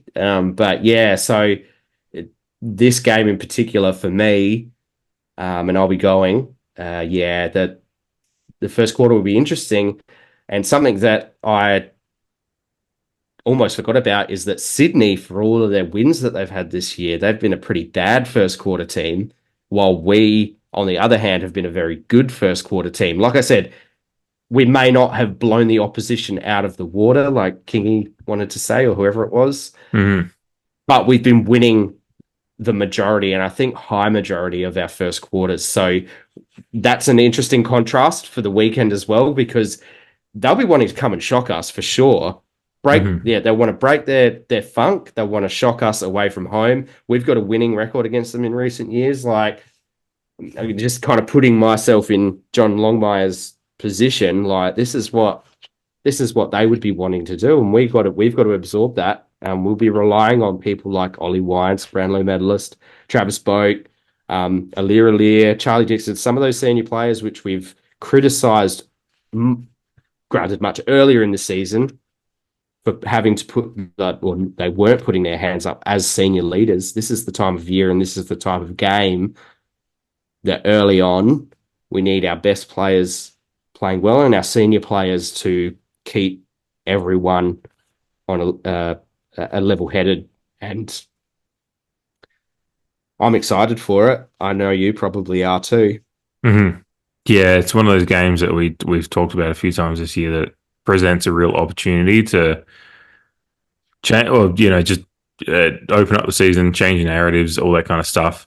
2:30 kickoff here, and I couldn't be more excited to be getting up at 2:30 for a game like this. These are the kind of games, especially at this point of the season, we're getting to the pointy end. It is a game that is going to shape the ladder. Just outside of our two teams, there's going to be a lot of other teams. You think about Brisbane in particular are looking. They're going to. If we win this game, then Brisbane are going to suddenly, and Brisbane probably, I don't know who Brisbane are playing this week, but Brisbane on the run they're on. Yeah, it's a great shout. They're probably thinking we can beat anyone right now. So we win this game, and Brisbane win theirs, they're suddenly within half a game of Sydney, I'm pretty sure. So I think there starts to become some ineffectual game like matchups now. Brisbane have St Kilda. Yeah. So Brisbane probably you're favouring in that one, obviously. And Rio have Essendon. Yeah. Carlton and Collingwood will be interesting, depending, looking at Carlton's form. Geelong have the Crows. So, where there was, this probably isn't much of an 8-point game type round, which does put more emphasis on the fact that, we need to get the points this week. And for all my frustrations over the high amount of critical analysis on Carlton, there is some truth in a lot of what's being said. Like, in hindsight, we probably did get them at a good point in time. And then if we go into this weekend and win, then it backs up some of the positive feelings that have been generated from the win on Friday. But equally, if we go play at home on Saturday and lose to Sydney, then it goes, oh, well, yeah, you really did just get Carlton at a good time. And you are kind of battling again. I hope for the former, and regardless of what Sydney are capable of, much like Carlton were on Friday, Sydney are gettable, and we should go in with a lot of confidence. Yeah, and we know that with a team that is reasonably fit as we are, we know we've got a few injuries long term and whatnot, but as far as what we have available for this season, we're really mostly fit and actually have some, decent little questions to ask at different points of the field, as we've talked about earlier in the review of Carlton. Like, Sava's a player that we can put on at either end at the moment, and there's a few. Yeah, well, and that'll be an interesting call because Sydney have McDonald and Amati as their two tools, and then they're hampered down back. So, which way do you want to go? Which way do you want to go? If they were planning on playing Zerk, Thatcher and Alir against Mackay and Curnow and have Asava up forward exposing a smaller defence, which it looks like Sydney are going to have, even if Melican does play, which I still don't know. If they were already undersized last week as going into it. So what's his name? McCartan. Sorry, McCartan would go to Dixon, I would imagine. And I went out of last week's game, but your Cunninghams maybe of the world. You would imagine Rampy would go to Georgiadis, but again, is he going to play? So do they push Asava up forward again to expose the back line? But opposition now have a bit of knowledge that we can do that and how it looks when we do shift that magnet.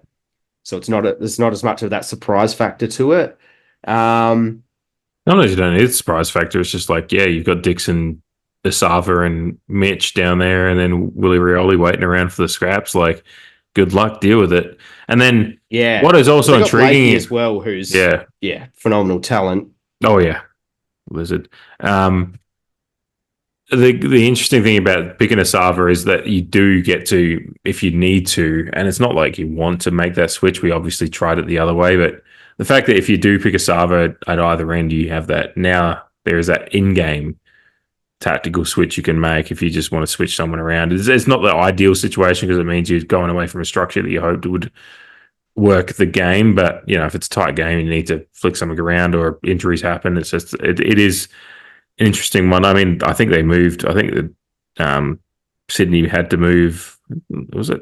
Did they go with McDonald down back at one point last week? I think. When Melican came off. Because they have Hayden McLean, who's a decent chop out ruck. He's probably one of the.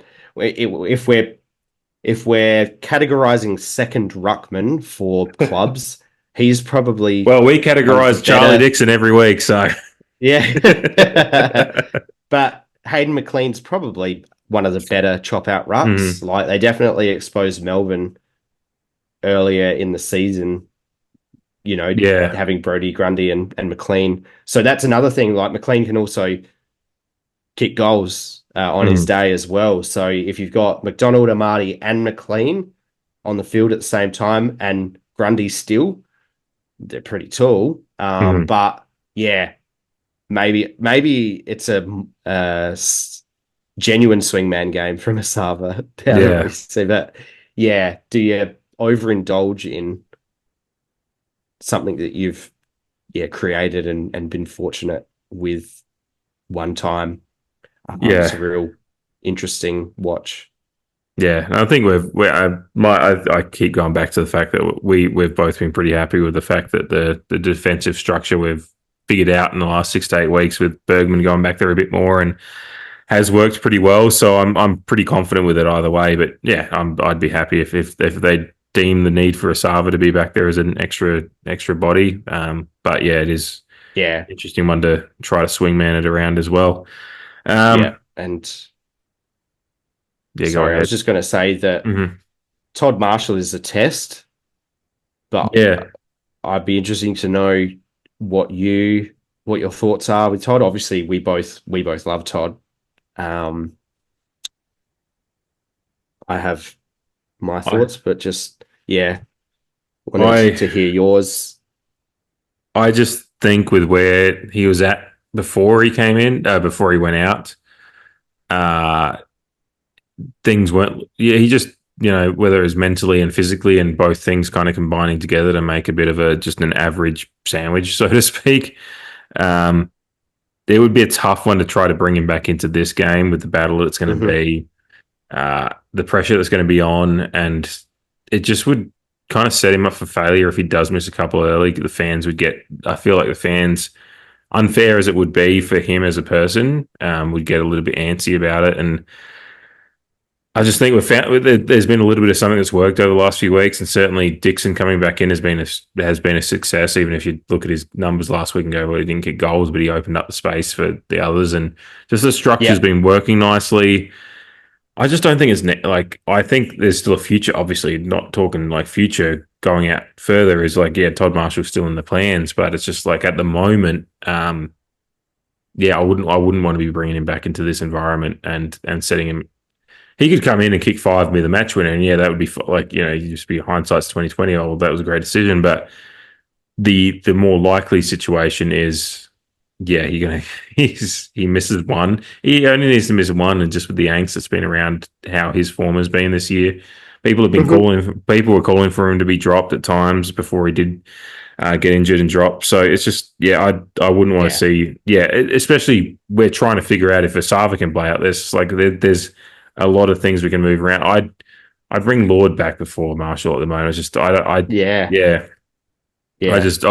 I think Marshall's body, if he's a test, then that means he needs to be fit. He needs sandful time. He needs a little bit of time getting some confidence back in the sandful is where I wanted him before he went out with an injury. So that's kind of where I'm at still.